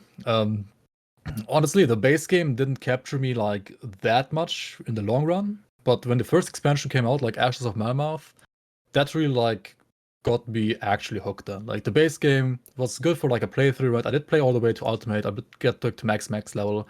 But then after that, there was like not really that much left to do. And then AOM came out, and AOM really like made the game feel complete, I feel like. And AOM really like added everything that you needed for the game to have proper replayability, like with skill modifiers and new classes, level 100, and so on and so on. It was actually awesome. That was the big thing between like the base game and Malmoth was the item skill mods, basically, right? Yeah, Like, yeah, Yeah. exactly. yeah. I mean, I actually did a playthrough. Protoss, I remember you might have been there for some of that of the Mhm. 1.0.0. Yeah. Whatever 3 or Yeah. whatever, and the base Grimdawn felt way more like Diablo 2. There was no item skill mods. There was plus skillers on like a lot of gear. Monster and frequents, they're not even close to how many there were. You couldn't farm any gear or anything like that. It was just it was pretty scuffed. And I think that's why a lot of people have always said that Grimdawn was a true successor to Diablo 2 early on. It doesn't really feel like that anymore, but it's come a long way. But yeah, it's Malmoth really set the tone for what the game is now, I feel like. Yeah, I feel like remember back in nowadays the. that like sorry. Oh no, go ahead, Protos. I feel like nowadays that like skill modifiers are maybe too broken, honestly, but Yeah, they make the game a little bit too easy. I mean, I love that they are in the game and they are super nice and they add like so much to build variety. Like it's absolutely insane. yeah. And they give also like new players kind of like a direction on like what items to target farm, even while leveling and so on. But the values are sometimes like I feel like too high, and because of that the game is a little bit too easy, or like the game kind of becomes, well, just go to grimtools.com, go to item skill modifiers, check out all the item modifiers that you can get for your main ability, farm all of those items, boom, you're done, you're level 100, right? You beat the game, or at least like the leveling phase. Like for endgame, it's a different story, but like for leveling, it sometimes feels a little bit like that. But at least it's also a lot of fun. Yeah. Yeah, I think I mean, early... on the flip side of that, you get to like really feel like a consistent build throughout, right? Like you don't have to wait till level 100 to maybe feel like to really realize the build fantasy that you're trying to go for, right? Right from the get-go, you get these MIs and then your build fantasy unlocked, and you can play the way that you meant to play from the beginning. That is true. I also love how a lot of the MIs are just like the just parts of the monsters that you kill. That's the pretty badass thing. Yeah, exactly. I agree. Yeah, just like rip arms off your enemies Exactly, and yeah. beat people with it. Yeah. Yeah, exactly. That's the real build Awesome. fantasy. Yeah, That's the real exactly. build fantasy, absolutely. So Otter, last with you, what was it that really separated Grimdawn from all the other action RPGs out there? The lore. Well, I mean, that's definitely one aspect of it, right? Is there's like a reason that that everybody went buck wild for VaatiVidya, because Dark Souls is this series that has this grimdark lore wherein there's these intentional gaps, right? You get part of one story. I like to imagine it as like a giant map, right? Where if you're gonna go like look at a map of Lord of the Rings, it's all shiny and bright. But if you look at the kind of information you get in Dark Souls, it's one spot over here, one spot over here, one spot over here. And then you have to sort of take these logical leaps that connect the dots. And that makes the story feel a lot more personal to you. Grimdawn's a lot of the same way, except it's not really focused so much on individual characters as it is on overarching movements. And I think that's really cool. But really, I'm not sure if I would even be playing Grimdawn if I didn't have that emotional tie to Titan Quest from back in the day. I remember when I was a kid, I was 11, and for an entire summer, my parents made me help them remodel a house. It was every day. I was stripping paint. I was breaking down boards, breaking down walls, carrying like slabs of concrete from one end to the other. And at the end of that summer, they gave me $300, and they said you can spend 60 of this money on whatever you want. So I went to the store. I picked out a game that like really called to me. And it was Titan Quest. My dad worked in IT at the time, and he figured out Titan Quest wasn't going to work with our computer. So he went through and he helped me build the computer that could play Titan Quest. And he showed me all the parts of the computer and like this is the processor, this is this. And I don't know, it didn't really faze me at the time, but like as an adult, I'm like, holy shit, that's like really the one moment that I ever really connected with my dad. And so now it's just every time I play Grimdawn, that DNA is right there. I can feel all those countless nights playing Titan Quest and checking in with my dad and all this stuff, and it's powerful. I don't know. Mhm. There's no other game that's going to do that for me now, because this is it. It's awesome. Pretty cool. Yeah. Yeah, that's amazing to me. Until Grimdawn 2 comes out, right? Until Grimdawn 2 comes out. Yeah. Yeah. Yeah, that's pretty Or awesome. Plus two. Mm. Yeah, there's a lot in the future. We'll talk about that in a little bit here, because I'm really excited to kind of ponder on the things that are going to be coming out with that. But first of all, like we touched upon like the massive build diversity in Grim Dawn. I'm wondering what the favorite build you guys have ever played is. If you want to start from just left to right, starting with you, MikeFic. Damn. I'm a good person to start with. I really haven't played like a ton of builds. Same. I'm in the same boat. Yeah, you probably want to go to Protoss last, I feel like. I gotta say the Shattered Realm set Blade Master has been one of my favorite builds. There's a couple MikeFic different special. Yeah, there's a couple different flavors of it, but it's one of my favorite farming builds, and very tanky. It's not like it can do everything, but it can do a lot of stuff, and it's great for everything. I mean, overall, it's a good well-rounder. I mean, it can't do. There's a couple bosses I haven't been able to kill with it. You probably could though. I haven't done crate with it. I've actually never done creative entertainment Me boss. neither. Fun fact. Oh, you haven't? No, I have not, Oh. because a lot of the times it requires more of a kitey build. Most of the time, I would say you can get away with some other shit, but I've actually never done crate. I've attempted it like a few times, but regardless, the Shattered Realm Blade Master is just one of my favorites. I think just the Blade Master in general is one of my favorites. I like that it doesn't have a lot of buttons. I hate pressing buttons. I just want to, if I can play the game with just the mouse, then it's a good build. If I could play the setup with just my mouse and like the side buttons. And I think the SR Blade Master has like, you got cadence on your left click. What do you have on your right click? You got I don't even know the skill name. And then you have a War Cry and like Pneumatic Burst, and that's it. And like a couple more movement abilities. There's one more ability in there I'm missing, but Battle Strike, maybe. no, that would be the movement Blitz, abilities. I think or a War Cry. Blitz, Shadow Strike, War Cry, Pneumatic Burst, Cadence, Amastra's Blade Burst, perhaps. Maybe a Ring of Steel. Ring of Steel. That's what I was thinking of. That's usually on the right click. Would that cause fumble or something like that? I can't remember. Yeah, fumble. Yeah. Exactly. And then you probably have there's probably a devotion on that too. So that is like one of my favorite builds, definitely. And then I think originally when my first level 100 character was actually a pet build. It might have been a Maya build. For people that have been playing Grimdawn know who Maya is, but I didn't really know what I was doing, and I was like, oh, I just want to like get to level 100. So I followed one of Maya's pet builds. I think it was just a pet conjurer, which was also really fun too.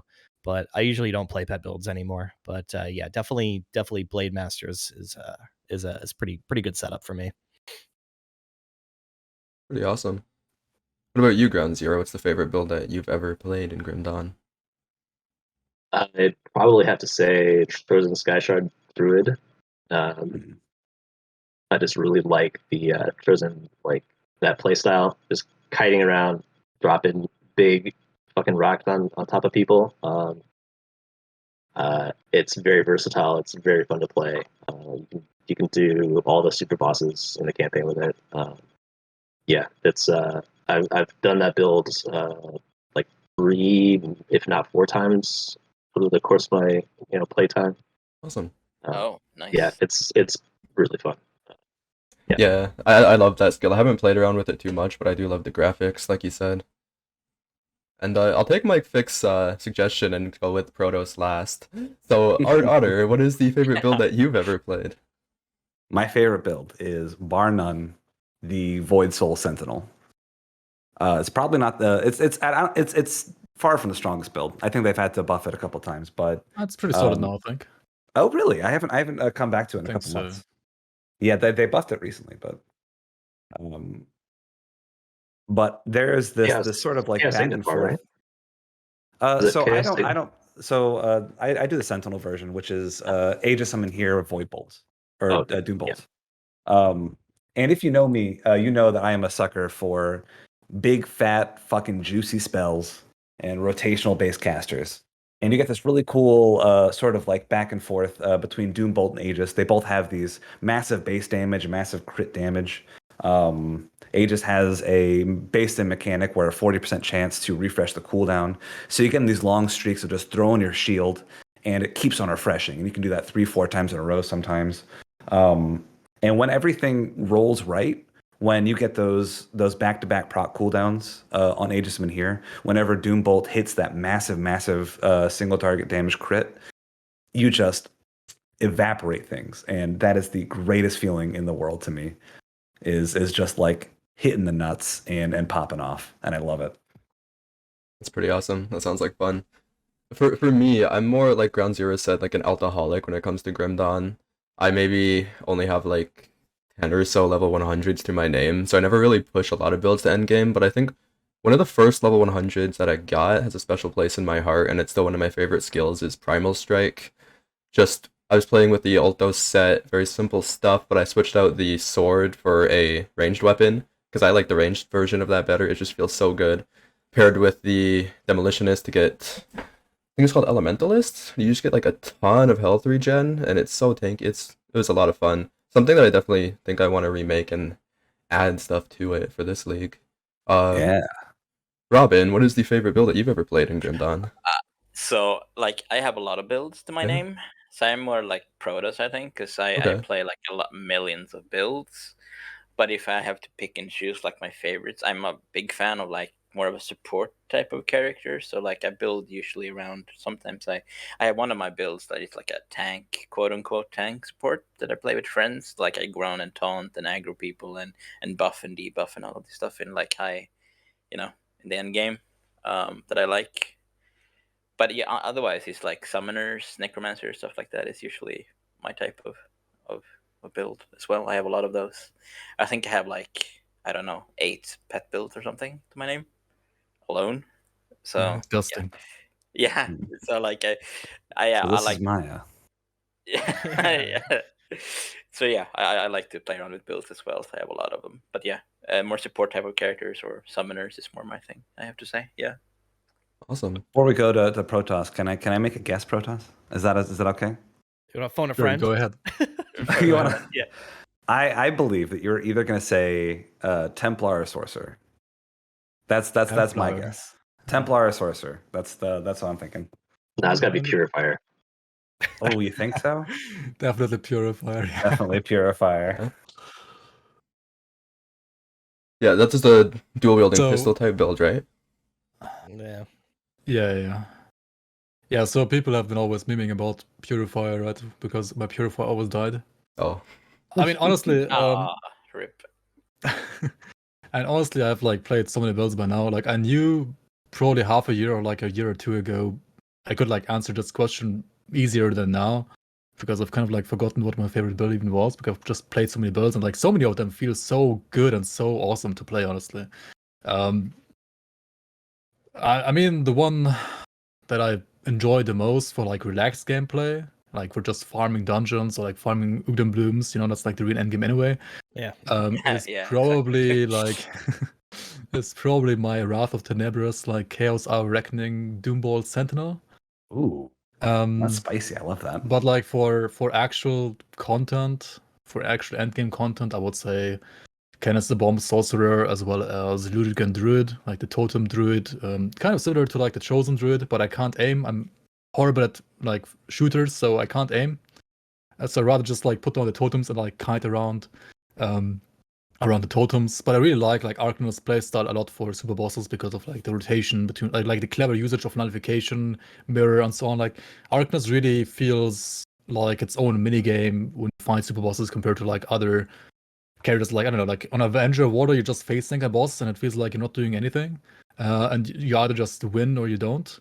And on like an Arcanist, if you're playing like an Arcanist against say Kraid or other super bosses, it really feels like you have to like use your abilities the right way, and if you use like nullification recklessly or like for something that you shouldn't have needed to nullify, then you get punished later.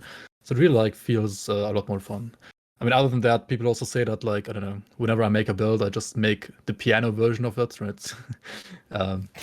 So I mean, I really like rotational castles a lot as well, and like using multiple buttons. Sometimes maybe like too many buttons. I think Mike probably would only like to play 1 or 2 out of all of my builds. Yeah, we're like the exact opposite. Like you're just saying your savagery ward or whatever. You win or you don't, but you have like one button, so you just sit there and just use your health potion when you have to. Yeah, but it's also like to me that's just a one-dimensional build. Like it's very one-dimensional. Like the only thing you can do is engage, attack, or like sometimes disengage and like stop attacking. That's like the only thing you can do, right? I'm not trying to fucking hurt myself. Jesus Christ. But yeah, I mean, I've also done this challenge right on the forums as well in my post to basically like do one proper endgame build for every single class combination in the game. I did actually finish that like a couple of months ago now. Like I have at least one proper endgame hardcore character that has done, but at least all the main campaign content, Lokar and like Shadow Realm, 65 to 66 usually for like every single class. Yeah, overall I would say I've probably played castles the most because castles, in my opinion, in the end, like feel the best in Grimdawn. I mean, pets are great. I've not played that many though because I don't know. I really don't like pet builds. Pistol builds I've tried every now and then, but I either die on purifiers or I feel like they're just clunky and feel more like a human turret. Prime Strike actually I would say is really good though. That feels a little bit different. That I do actually enjoy that as well. Like this orb walking. It's kind of like playing a ranged hero in a MOBA as well. I really like that a lot about Prime Strike, like being able to kite like that. But yeah, overall, I would say Medi Nightblades as well as rotational castles are like feel the best in Grimdawn for me. Awesome. It's a lot of builds. Yeah, pretty Yeah. cool. Expecting nothing less. Yeah, and speaking of like endgame and SRs and all of this stuff, I'm wondering like, what's your favorite type of content in Grimdawn to do? Doesn't have to do with the league, just in general. Like, what is your favorite content to do?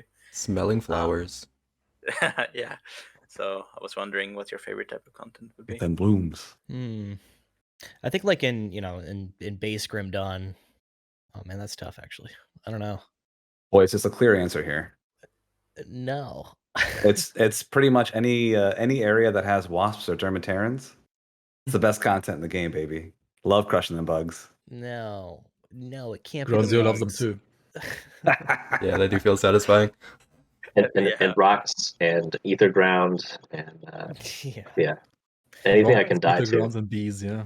I don't know. That's a good question. I mean, in terms of like just the base game, I don't know. For me, it's just leveling. I think recently I've done this thing over and over again, both on live streams and just for fun. And I'll just pick a skill that sucks, and I just go with it from like day one. I usually reset my save file, and that's just something I've been doing a lot. But for me, it's just enjoying the leveling.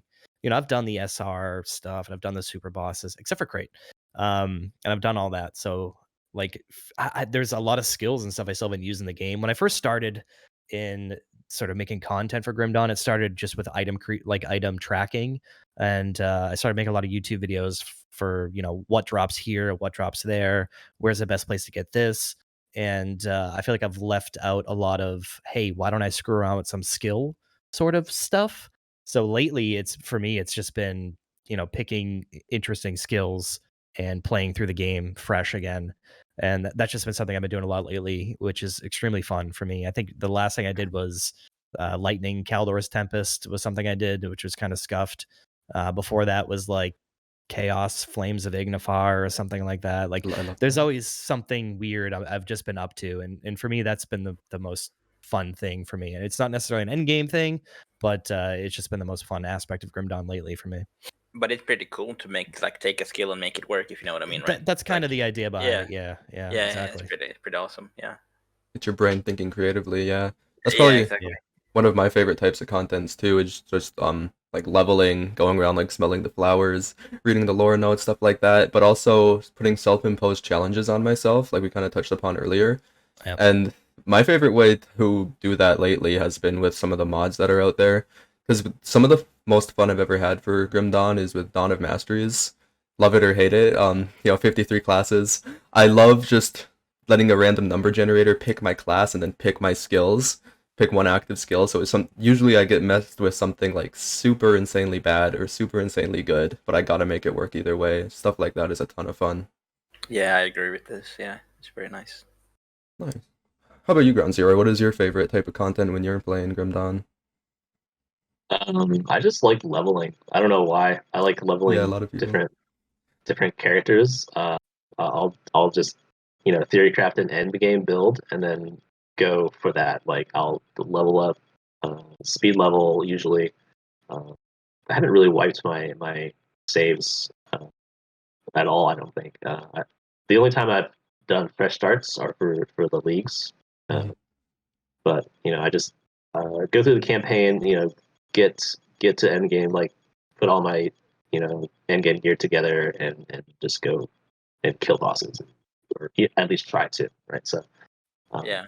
I just like the entire process of like going through the theory crafting all the way to the realization of the build.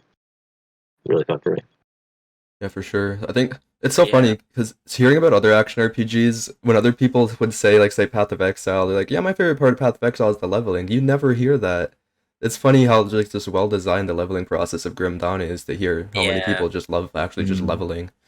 That's Yeah, strong just going point. through the main campaign, it's like the areas, like all the different level design Mhm. things, are like the game never feels stale as you move through the game. There's enough variety as you like go from each act in the campaign. All the areas are different enough to where once you get kind of bored of one area, then you're on to the next one. So it's never dull. Yeah, and there's all these side Yeah. areas you can challenge yourself with as well. Yeah, and there's like dungeons and bosses on the way as well, and all of this stuff. And this is why I like Grimdawn better than Path of Exile as well. Yeah. So, Protos, what about you? What is your favorite part about Grim Dawn of all time? And before I go on to say the one clear and only answer, right? Yeah, had a feeling. I would say that I really love about the game itself, like every single aspect. I like really mixing it up, like doing speed leveling, trying to go as fast as I can there, doing like the end game content in like random or particular order. As long as there's like some mix of content, it's fun for me. I also like to push a character or like usually all the way to certain like challenges as well, like certain Shattered Realm shards or like all the super bosses, even maybe depending on how strong I feel about the character. That's also a lot of fun. Like the leveling process is fun. Like speed leveling with the speed leveling gears, lots of fun. Doing like fresh start is also really fun. Like I don't know, honestly, to me, like all the different parts about Grimdawn are really well designed. And whenever I feel like doing, today I want to do like I don't know, speed leveling rather, or just do like solo Sephiroth leveling, like fresh start leveling, or I would rather play some endgame. Even Crucible can be like I like Crucible. a nice change of pace actually. Yeah, Every I now like and that then, too. of course. Like everything is actually really nice. Like as long as you have like a proper mix of things. Like I don't really like that's maybe like still the one thing that I still don't like about ARPGs, like the typical ARPG player or like Path of Exile or Diablo 2 player that I like usually know. They like certain grindy content so much. Like I don't know, farming Alcosmos rings, for example, was something that many people actually liked a lot in Grimdawn. When I first like played Grimdawn, like the first Alcosmos ring pair that I got was I don't know, like after 2 or 3 years because I never bothered like farming that thing that much, like I don't know, like back to back. Because I liked like doing more different content instead of like just doing the same content all the time. I mean, all of that said, the one true answer is theory crafting in Grim Tools, right?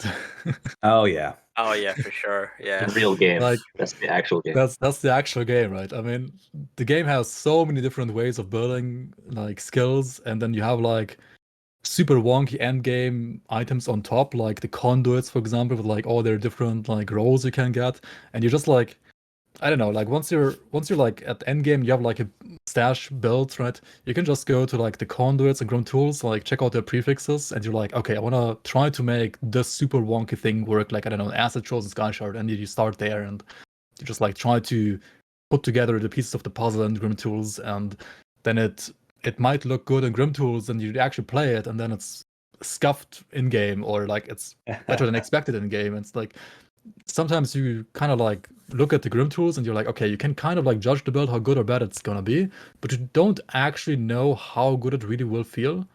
So in game it's still like a little bit different. So like mixing Grim tools and also playing Grim Dawn is also really nice. But yeah, I mean overall, deep crafting is probably the most fun I have in this game. And I think Otter is probably gonna agree here. Oh yeah. Yeah, I agree as well. Actually, yeah, totally. I would say pretty much exactly that, right? Is that's the meme, is that Grim Tools is the real game. and Grimdawn is just the ancillary tool. I think the most fun that I've had legitimately in Grimdawn is whenever I think 11.8 dropped. Is that the one that they added that like a whole slew of MIs, right? I know. Yeah, I know what you're talking. I love that patch too. That got me really into it as well. Yeah. Same here. Was that actually. 11.8? I don't know. I'm not sure, but 7, something like that. Yeah. I know what you're referring to. Yeah. But I remember just sort of like going through each item and just like getting like really fucking hyped, being like, oh my god, this thing can slot into this build really well. I can make this janky nonsense work with this item. Oh my god. And I actually recently got that same sort of rush of excitement whenever I went through all of Rektos's hard crafted MIs for the first time. Yeah. It was so exciting just going through all the new seasonal items, being like, oh my god, this works. Let's try this. Yeah, it's the real game. Oh yeah, that's awesome. Robin, what about you? I'm curious to hear because you said you played quite a bit of builds. What is your favorite type of content to do? Well, I mean, I like Crucible for one. Like, I think it's a nice change of pace, like Protoss said as well. So I like to do that with all of my builds almost. But then again, in regular Grimdawn, I like to do SRs Yeah. as well. That's my main too, because I like to grind. I like to grind dungeons and things like that. So Like on like, that Sigma Male grind set. Yeah. so like I like to take all of my builds, if not almost all of them, and I have a lot of builds.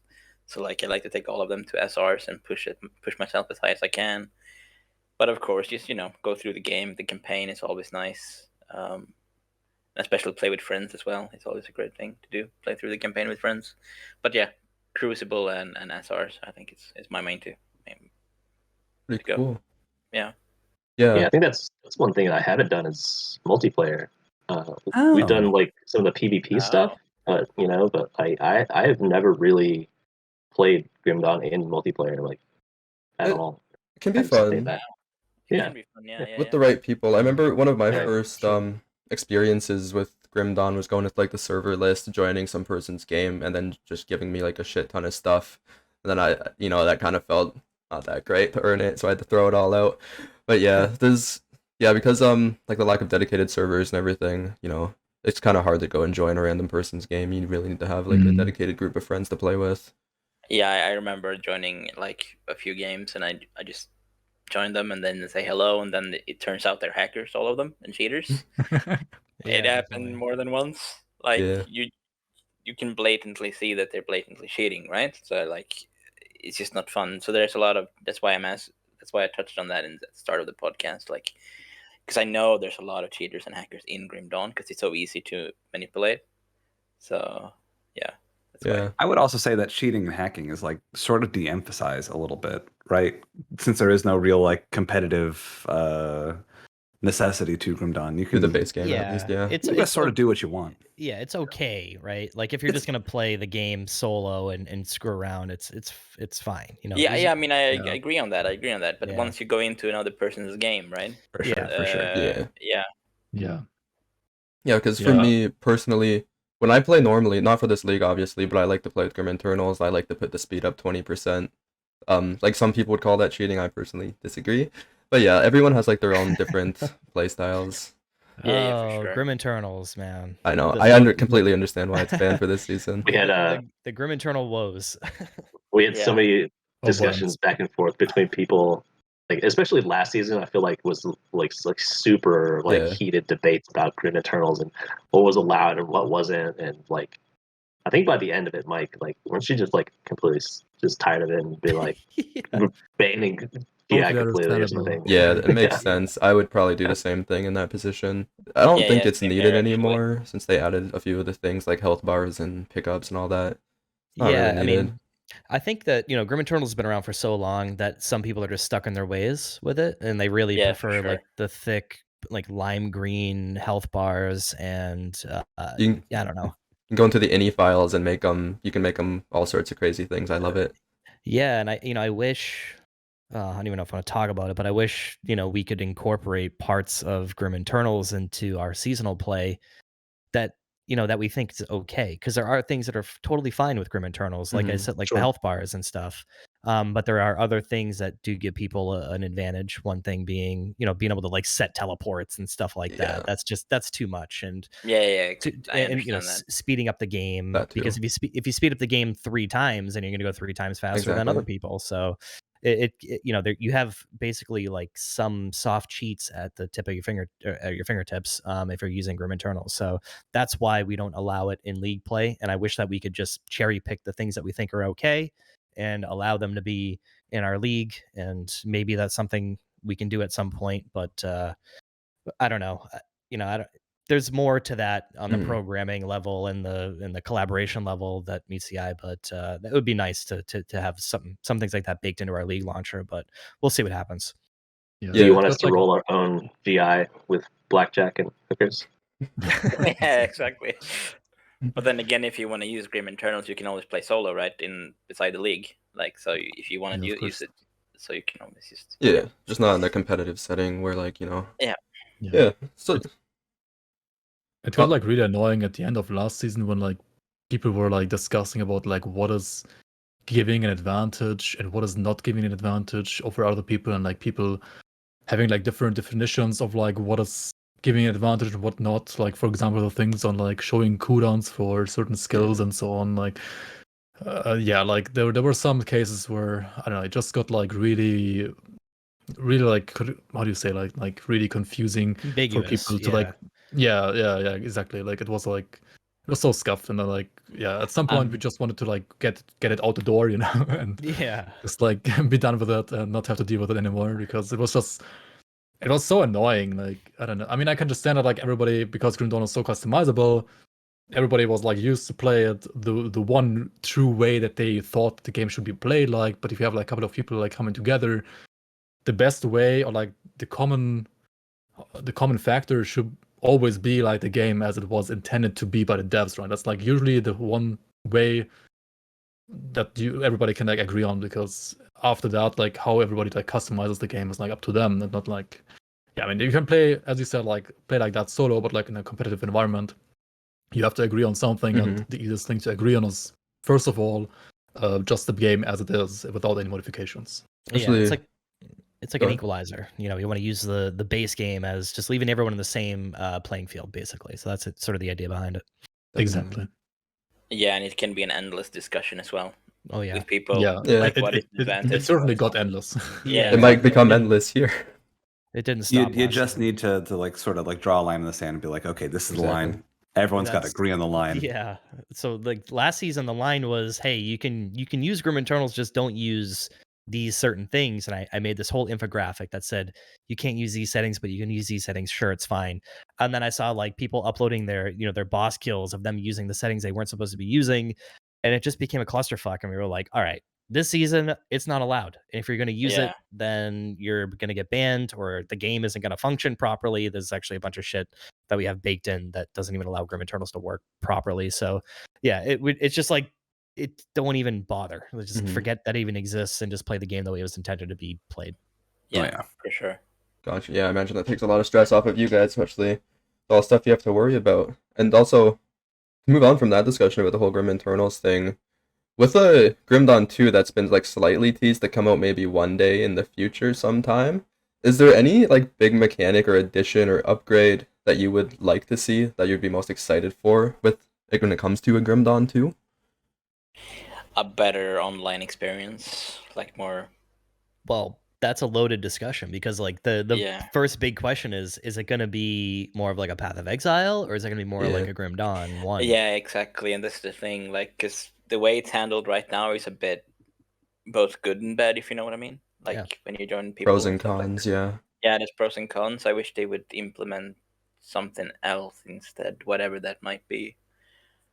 But then again, I wish they would add like more end game content as well. So this discussion, more end game stuff for me, like all day long, like more dungeons or more different kinds of SRs or whatever the case might be. Yeah. So it's just so weird with like Crate Entertainment, because I mean, I don't know the guys at Crate.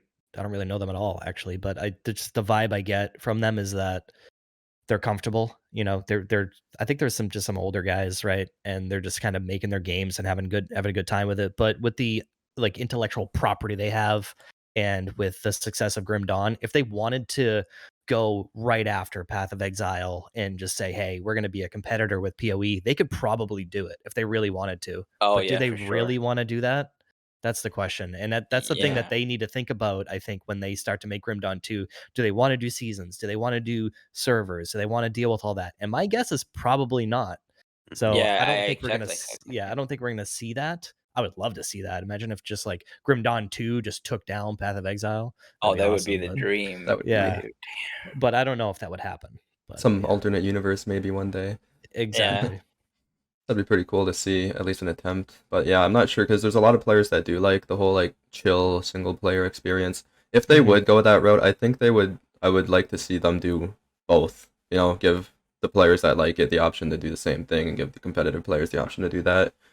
But for me, what I would be most it's pretty simple. It's literally just like more stash space and letting us actually collect all the items. Because oh my god, the inventory is so small in Grim Dawn, and I understand they added the search function, but I would like to search like certain skills and have it all light up in all my stash tabs so I can really see. Path of Exile has their unique stash tab. I'm not saying make us pay money for stash tab, of course, but yeah. that you can just slot in one of every single unique item and you can look at your collection. I would love that so much.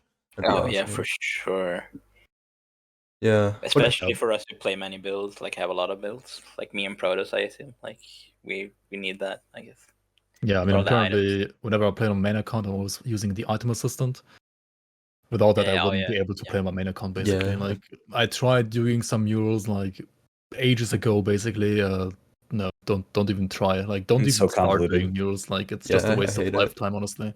Yeah, I had a Um, lot of mules. Yeah. Yeah, I know like, the you pain. just waste your time, like, your actual lifetime. Like, just get the item assistant, you know? There's two things that I would like to see actually in Grimdawn 2. Number one, I would agree with the stash space. Yeah, you could, for example, I think Crate is not wrong when they say that like having too much stash space like early on for a player makes it harder for them to like understand which items to keep and which not to keep because they're just gonna keep everything and then you have like a bunch of trash in there. But I think you could say like imagine if there was like an infinite stash tab that you could unlock after, for example, killing Karagaja or something like that, right? Like basically lock it behind a very hard content for endgame basically, and then like you basically guarantee that okay, once the player has defeated that content, he should probably know what he's doing, right? And then he also deserves to have like infinite stash space because he's probably like good enough to like know the game well enough to like know what he wants to keep and what not to keep and so on. That's like the one solution that I would put out there for like stash space. The other thing that I would like to see is, of course, better multiplayer support overall. Also servers, probably. There's one thing that I would like to say here. You can shit on Wilson as much as you can, like for like all kinds of reasons. But there's one thing that Wilson actually has done right. They have done right a proper separation between multiplayer online with servers and single player local saves on your PC, right? Or Yeah. maybe these saves are not local on your PC, I don't know, but like you can play single player without the servers, right? You can play single player offline, just like Grimdawn, and you can play multiplayer just like Path of Exile. And the two have like different save folders and different characters. You can't like transfer the characters left and right. Yeah, that's a good But idea. yeah, it's basically like you can enjoy the game the way Grimdawn, like most Grimdawn players would like to enjoy a game, which is like just offline, not have to worry about any server issues. And you could also enjoy the game how most Path of Exile kind of players would like to enjoy an ARPG, which is like, with, I don't know, real-time ladders, trading, auction house, whatever, and so on, right? Like all the other stuff. So that is actually, I would say, the best part that Wilson did. Like the game, apart from that, is rather mediocre, to say it like softly. But yeah, that thing, like from a conceptual point of view, I think they did really well. So Diablo 2 Yeah. has that, right? As well? Yeah, Diablo 2 exactly. And doesn't I have think Oh that yeah. Oh, sorry, go ahead. no, I mean what Proto said is great because it eliminates also the thing we touched upon earlier, which is cheating and hacking in a way. Because in Grim Dawn right now you can have your solo character or whatever, and you Yeah. can join another player's game, right? The cool th- And you can edit the files and all of this stuff, but if it's stored online, you can't.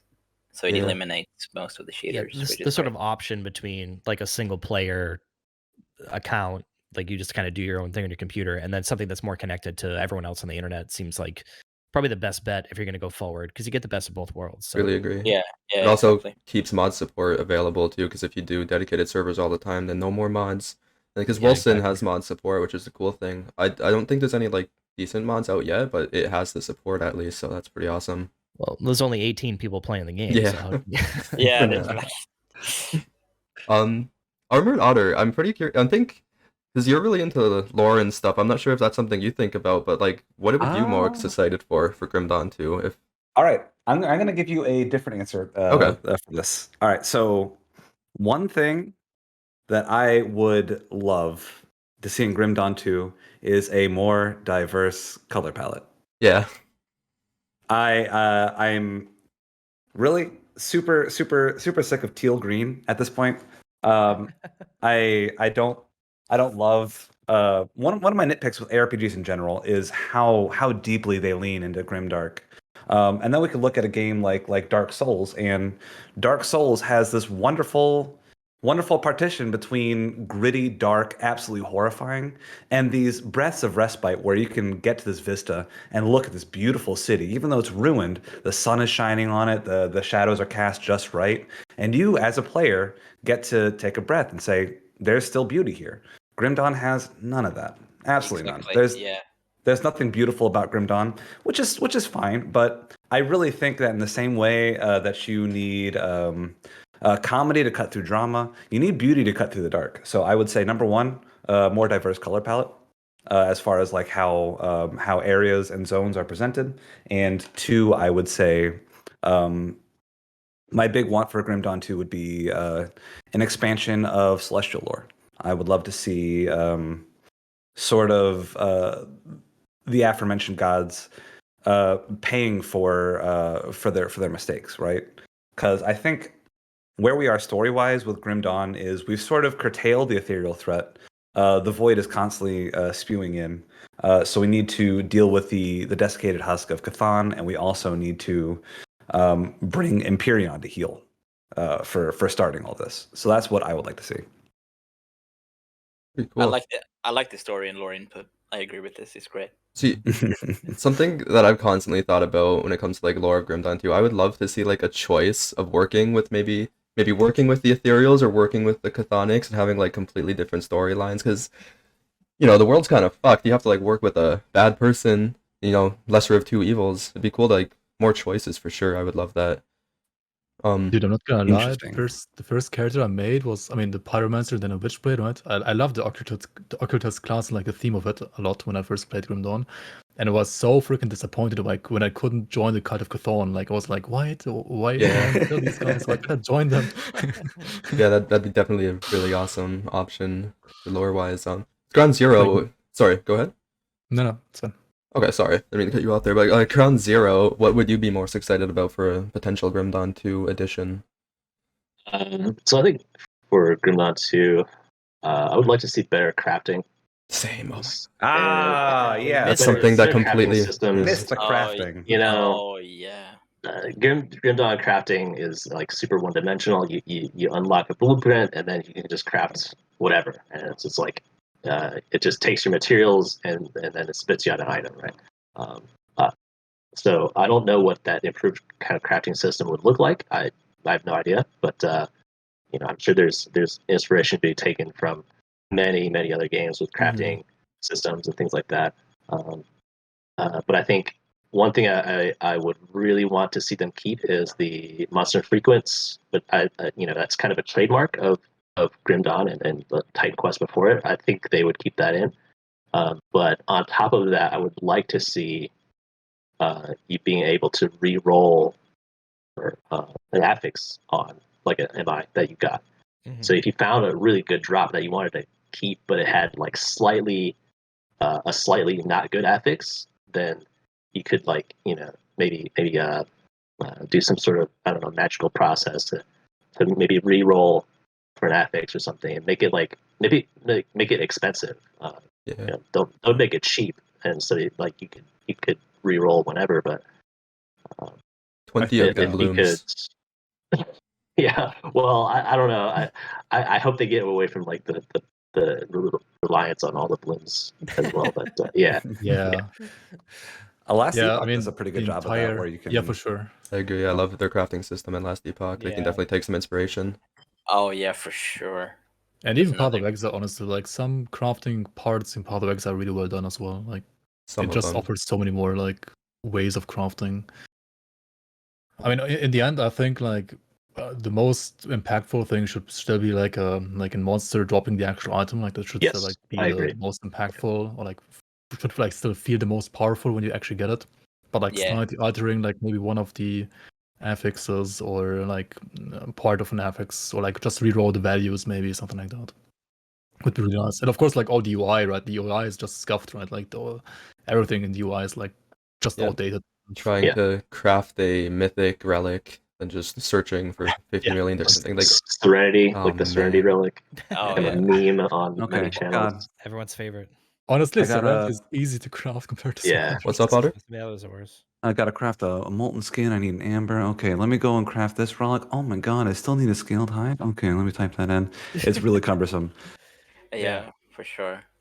Yeah.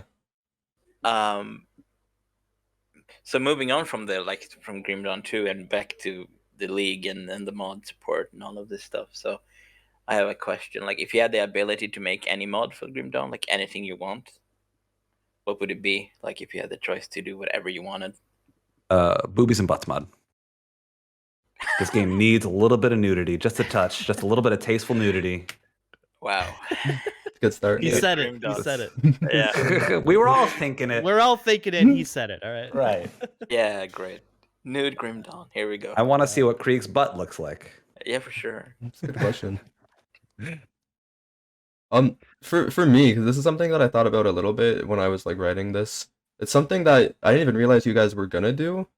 It pretty much like just adding expansions, new areas that go together with the game's lore, which is kind of why like I'm so amazed at what you guys have done with that. But there's like a lot of stuff like Otter was saying that is just kind of stories that go unfinished.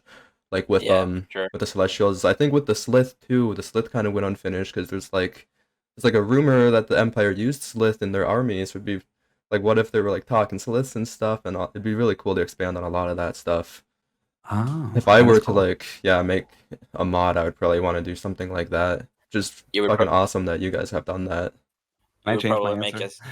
Yeah, you would probably make a story intensive mod. Yeah. Yeah. What about you, Yeah. MikeFic? I'm kind of curious to hear what ideas you have. I don't know. In terms of mods, I don't know.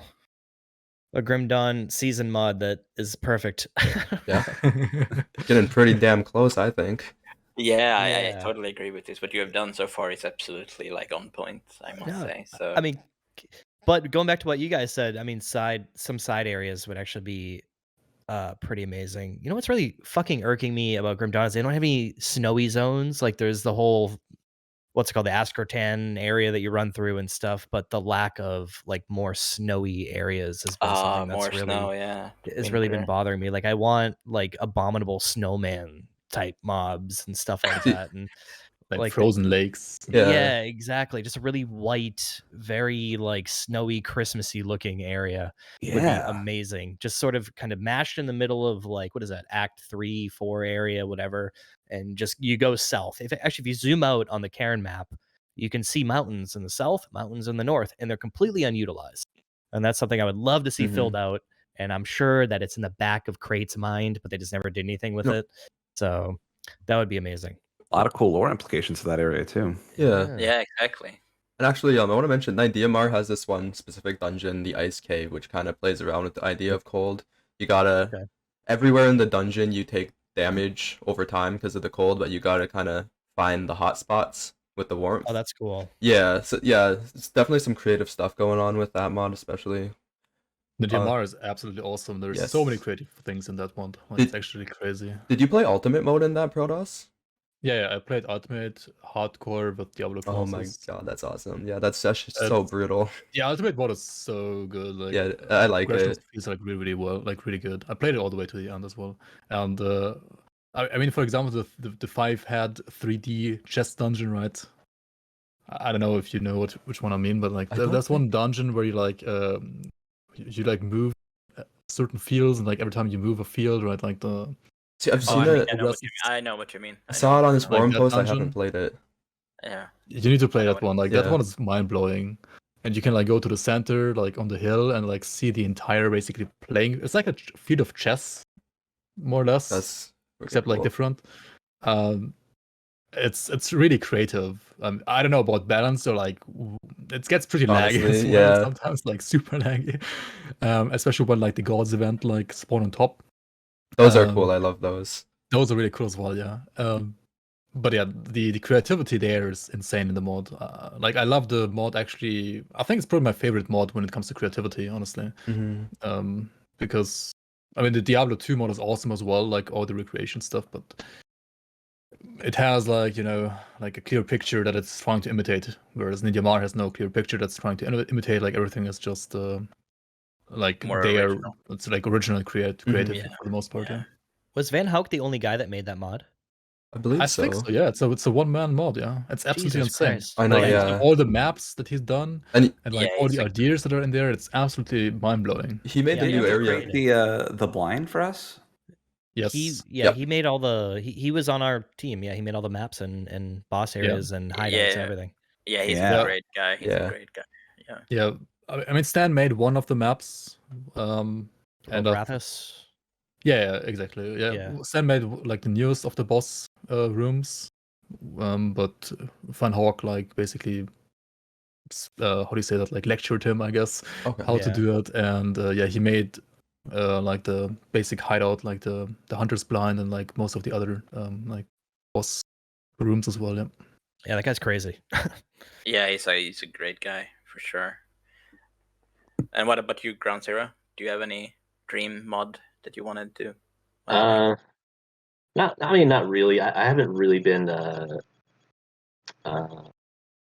more on like the creative side of things, but Yeah. I think if I were to make a mod, I would make like a spear mod with like spear skills. That's just The Titan Quest that's class an mod idea. has spears. right. Yeah, and that's like I think that's like my favorite play style if I were to go melee and things like that. And that's why I'm looking forward to like PoE 2 because they got the spear gameplay and the that trailer looks absolutely amazing to me. Can't wait to try that out. Yeah, that would be my mod Yeah. if I were to make one. Very cool. Yeah. And Go ahead, Robin. no, I was just gonna go on to the final question because we have one final question to ask you guys. Otter, do you did have we hear from anything else? Otter and what mod he would like to make? I said a meme answer. Oh yes, okay. Oh, I do remember I that. oh yeah. My bad. I apologize. No, Go on, you're Otter. good. I did the same thing the I- first episode. Don't worry. I think exactly what Maddie said. I think it would be cool if maybe I love to see the Grimdawn season just get more and more ambitious as we go. Obviously that's going to hit a cap at a certain point, but you can't help but want things, right?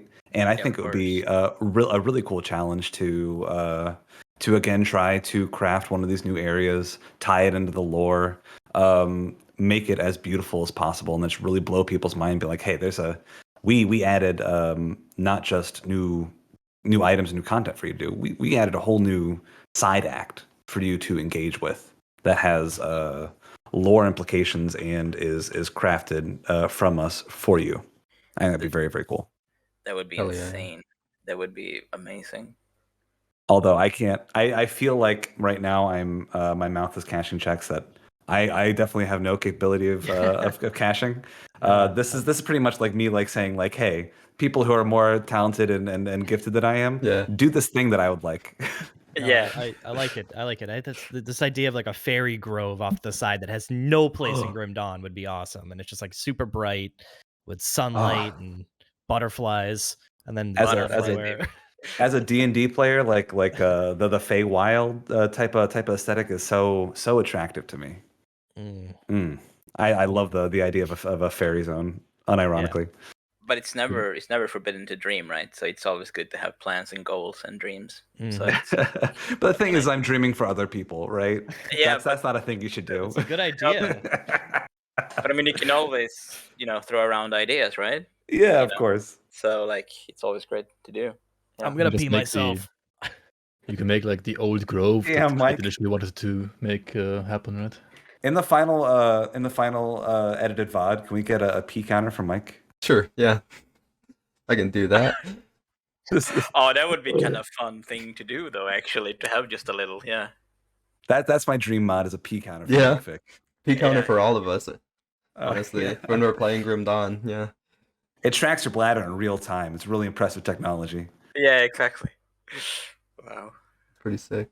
Yeah, going from the mods and the season, and those who are interested in the modding community and in the season overall, really, in this case, like if you could recommend one of your own videos or something like that to the players who want to try this league, what would it be? Like, do you have a video that you can like link and like this is something with good information for you if you want to try this league? I Good would question. say for me, it is 100% do the characters from Among Us ever kiss one another? I would saw that. I would if you really want to like get steeped in the culture of it, I would just put that video on repeat and then fall asleep. Hearing that video in your subconscious. Perfection, right there. Make you a very good player. Yeah. Make it, yeah. I personally did that. Now I'm probably the strongest player in the league currently. Awesome. Out of the draft you are just because of your class. That's very true. Yeah. Oh wow. And what about you, Mike or Protoss? Do you have any videos that you could? Yeah, I'm trying to think. I mean, I have like a lot of loot videos, that's for sure. I'm gonna have some videos about farming, especially the totem.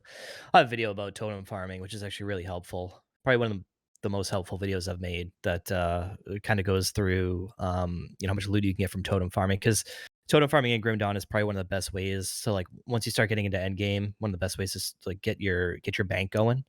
Yeah. Get your items going, get your blueprints going and stuff like that. It's very, very fast and pretty easy. I think a lot of, it's very accessible for anyone. So I think I have a video called Loot from 100 Totems, and it's probably one of the best videos for just general overall end game farming. Yeah, that I've because I made. know people who are very interested in starting the league or starting Grimdawn overall, and they're like interested to how do you get started and some Yeah. information and so on. So It's great. one of the best entry level ways to get gear for endgame. It was a Yeah. great addition to the game. I think it came out in patch 1.1.6 is when they added the totems. So yeah, one of the best, probably one of the best ways to get gear, like early on in endgame. I mean, there's other better ways to get loot, but especially Shattered Realm. But yeah, definitely totem farming is really good. So I have a video out there about that. Yeah. Yeah, for sure. Yeah, if you wanna like get into like the exact farming numbers, then yeah, Mike is always like the guy who has all the spreadsheets and so on. It's kind of funny. Like Mike used to be like the spreadsheet guy on YouTube, basically for Grimdawn, like 1 or 2 years ago, and still is, honestly. Like all the dungeon videos, totem videos, and so on. For Putting me sheets and spinning myself, cheeks. yeah. I mean, all that stuff is still up to date. Well, it's funny because when I started first making YouTube content, I didn't know what to do, and I just wanted to like latch myself onto a game. And I was playing a lot of Grimdawn at the time when Forgotten Gods came out, and I didn't know jack shit about making builds. And I already knew about Protoss, and he was like already doing that. So I was like, okay, well, I can easily just go farm stuff and write it down. That's easy. I don't need to be you don't need to know anything about the game to do that. You just have to go do it and write it down. So, Protoss sort of did the build stuff, and I was kind of doing the loot stuff because there wasn't really a lot of content out there about that. So I feel like we've kind of, we've both been our own corners about that side of, or that sort of content. So it's been pretty interesting. Yeah, Yeah, for sure. Great. Yeah. There was this moment or this where I was just like making Grimdawn content in sort of the same way, just to it was like right at the beginning of the pandemic, and I was feeling like sort of like just needed like an outlet. And so I started making Grimdawn content. And then I remember like my first few builds, Protoss like popped in and be like, hey, this is a cool build, but you did this, this, and this. And that was like super helpful. It was never like judgmental, like where like you actually see that like a lot in the Grimdawn community, where like if you just like say like, hey, I crafted this build and you throw it to the Grimdawn forums, you'll get torn apart. Those people are ruthless. But Protoss came in and was like, hey, it's super gentle. It's like, hey, I think this is a really cool video, but you fucked up here, here, and here. Yeah. Yeah, I was trying to not be too offensive. It was really helpful because I probably knew like 60% of the things I needed to do to make a solid build, but I was still iffy on a lot of the other mechanics. And just having somebody just like check me like that was super helpful in the very beginning. I learned a lot really quickly. Yeah, and I Oh, think really? it's better to do it that way rather than having people just tear you apart, right? Because it just makes this toxic Oh, yeah. environment a little bit, right? So As- it is, I avoid the forums. I can't. I don't. Yeah. those people are too wild for me. I learned to deal with it. As someone who makes Like once you're in there, it's fine. But I can definitely like see it like scaring away many other people from like posting Yeah. stuff there for sure. yeah, for sure. as someone who makes build guides for like other action RPGs, I can confirm that it's not just the Grimdawn problem. It's just a genre No, problem. it's- Yeah, yeah. yeah. Yeah, which is People. sad. So sad. So Yeah, sad. I totally like the suggestions and stuff, but sometimes people do take it too far and like they get like personally offended that I don't pick a certain skill. It's like, come on, man. Yeah, I mean, sometimes it's like people that have played like a certain build, it's like the build and their own persona, like they become connected in a very emotional way. And they think that like the one way that they have played the build is like the one true way to play that build. And if you're playing the same build a little bit differently, then you're doing it wrong, right? Which they like then prove by like showing video that they have killed a certain boss faster in their way of doing it because they might just be a better player. But I don't know, like for person B, playing the build in a different way just feels more comfortable and like more fun to play, and that's totally fine as well. Mhm. And some people don't realize that a certain archetype can be played in different ways depending on like how or like who plays the build, because I just like feel more comfortable playing the build in like a different way. Yeah, I feel like with build creations, like in ARPGs in general, it's like sure there are sometimes like objectively better ways of like or like the best way to play a certain build, but also like it comes down to the player. Like some players like to play builds like one way and others like another way, so yeah. Very true. Yeah. I think this is a really cool conversation. I'd love to like really dive into if we have more time. Just like how like optimization meets like fun or play style. I think is a very cool like way Yeah. to view the game and I why think- these problems are popping up in the ARPG community specifically. Because I do feel like this community is, as much as I really love the people that I interact with, there is that element that's like, why is this so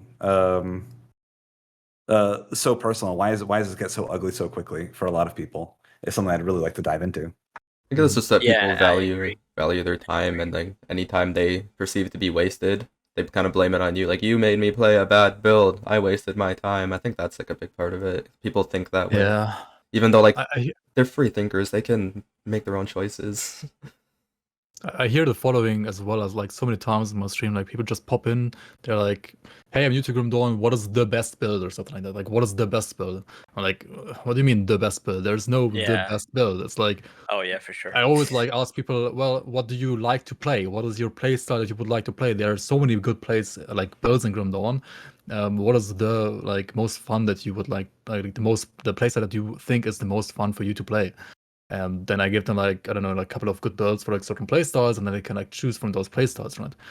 Or like I tell them, well, you should tell me first what kind of playstyle you enjoy, and then I can like direct you to a good build, right? Mhm. But like the best build, it's like, I don't know, like this like meta mindset of like having to play the best build to just have fun. I don't know, like in the end, I think the thing that you should always min max the most when you're making a build is fun. And Oh yeah, like 100%. actually fun is like a big part that you should also min max, right? Like if the build like looks good on paper but you don't like playing it, then you're not gonna like enjoy like really playing it, and you probably also won't perform well on it because you just don't like it that much. So fun is always like top priority to like min max, honestly. And then Yeah. of course there are other things that you should also min max, but yeah, fun is like almost the most important thing. Because there's a reason why we play the game in the first place, because it's fun, right? So yeah, it's a big part. I just want to ask really quick though, so very quickly because we don't have much time. Just I want to Yeah, get sure. the rest of the one video you'd recommend. With starting with you, Protoss, what would you recommend if you were to recommend one video to a new player? Well, the one video that I would probably recommend is probably my like still most watched per week video, which is the like top 5 beginner builds that I did for season 2, because it's just like a introduction video to like strong beginner builds, and then you can like go from that video on towards like other videos. Or like you could also, yeah, I mean that's probably like the one if I had to like pin it Awesome. down to only one video. There are others that there are really like good for beginners as well, but that's probably like the one that you go to and then like spread out from that one. Awesome. And Otter, would And- you like to stick with the Among Us kissing video, or No, that's not what you no, want to no. go with? No.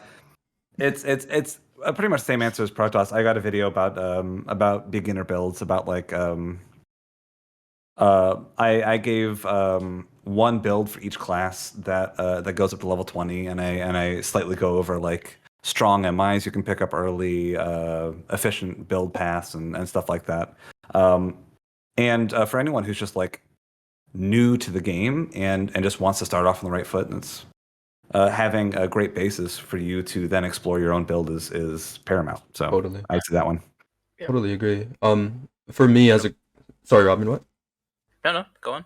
Sorry, yeah, for me real quickly too, I don't really make build guides per se, but I have one pretty old one, which is tips for smooth leveling. I don't think it doesn't go nowhere near as in depth as some of Protoss's leveling videos. So if you want that, definitely recommend checking him out. But I go over just like general stuff like, Grim Tools is a thing. Pick certain skills, put certain points into this at this time, all that stuff.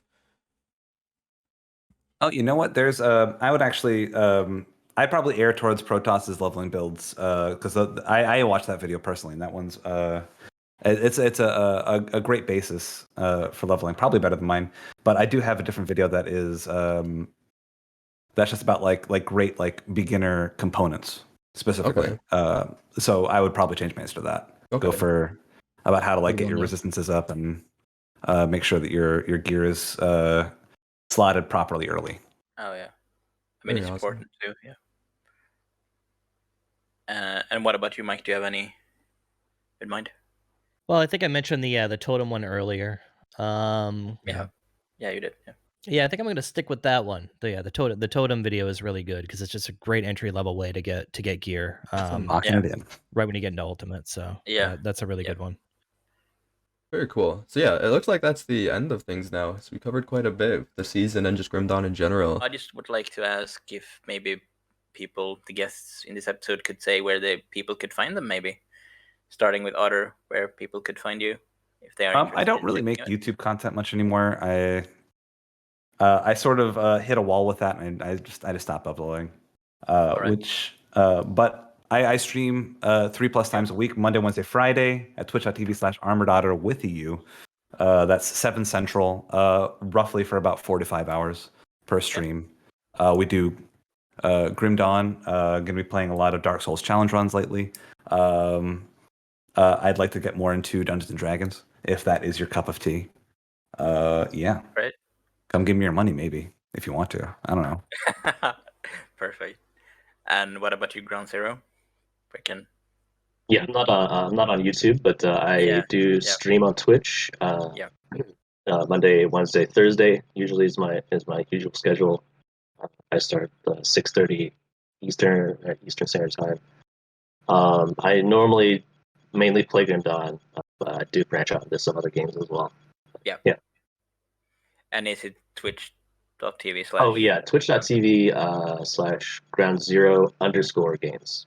Yeah. So Right. be sure to be linking that in the description. Cool. Oh, we will be linking all of this for sure. Yeah. And what about you, Mike? Yep, twitch.tv/MikeFic or youtube.com/MikeFic I think works. I don't really have a schedule right now, but yeah, I'm always doing something. So there's always casual uploads on YouTube, and the couple streams a week on Twitch usually right now. So that's where I'm at. Perfect. And you, Protoss? Yeah, for me it's twitch.tv/RektByProtoss, and on YouTube also just RektByProtoss, just like the StarCraft, playable faction. Yeah. And yeah, you can find me there, usually streaming as well 3 times a week, Monday, Wednesday, and 1 day on the weekend, usually announced on the Discord. So you can also find me in Discord, of course. And yeah, I mean, that's usually 4 p.m.-ish Central European time when I start my stream. You can find me there 3 times a week. And yeah, YouTube, I do actually do still lots of YouTube room content for Grimdawn. It's a little, I did like a little bit less recently because of the season, but there will be more out soon again. Awesome. Yeah, I really liked the latest video you did for the season, by the way. That was pretty well same made. here. Very Yeah. short Same. and to the point. I was honestly like, yeah, a little less than I would have liked to do. It was a little scuffed, but oh well, like I had that. like no time. Very helpful. Awesome. So yeah, like once again, guys, if it's not too late to join the league, it's only been out for like 1 day. So grimleague.com, down in the description. Yeah, for Casual sure. players, competitive players, literally anything. Please. Definitely worth giving a play. And once again, there is a PayPal campaign going on. We'll link in the description to get the team behind this paid and also support the prize pools for those competitive players. Anything you'd like to add, Robin, before we end things here? No, I would just like to say that it's been great fun, and people should definitely check out this league. It's great. It just keeps getting better and better. It feels so. It's perfect. So that's pretty much Awesome. it. Amazing. Yeah, it's been great. Okay. And link in the description for all these great people, and also for the community I'm holding. /LootRepeat. It's a great place to be for all things ARPGs. We handle most games, including Grimdawn and the new league as well. At this point, so if you would like to join that, the link is in the description as well. There's a lot of great people there, theory crafting and talking about games. Sick. It's great. Thanks for having us, guys. No problem. Thanks for Yeah. coming by. That's been Yeah, great thank talking you to you for having guys. No problem. It's been great. Yeah, a lot of fun. Yes. Okay. Well, yeah, goodbye, everybody watching. Hope to see you next time. Yeah. Peace.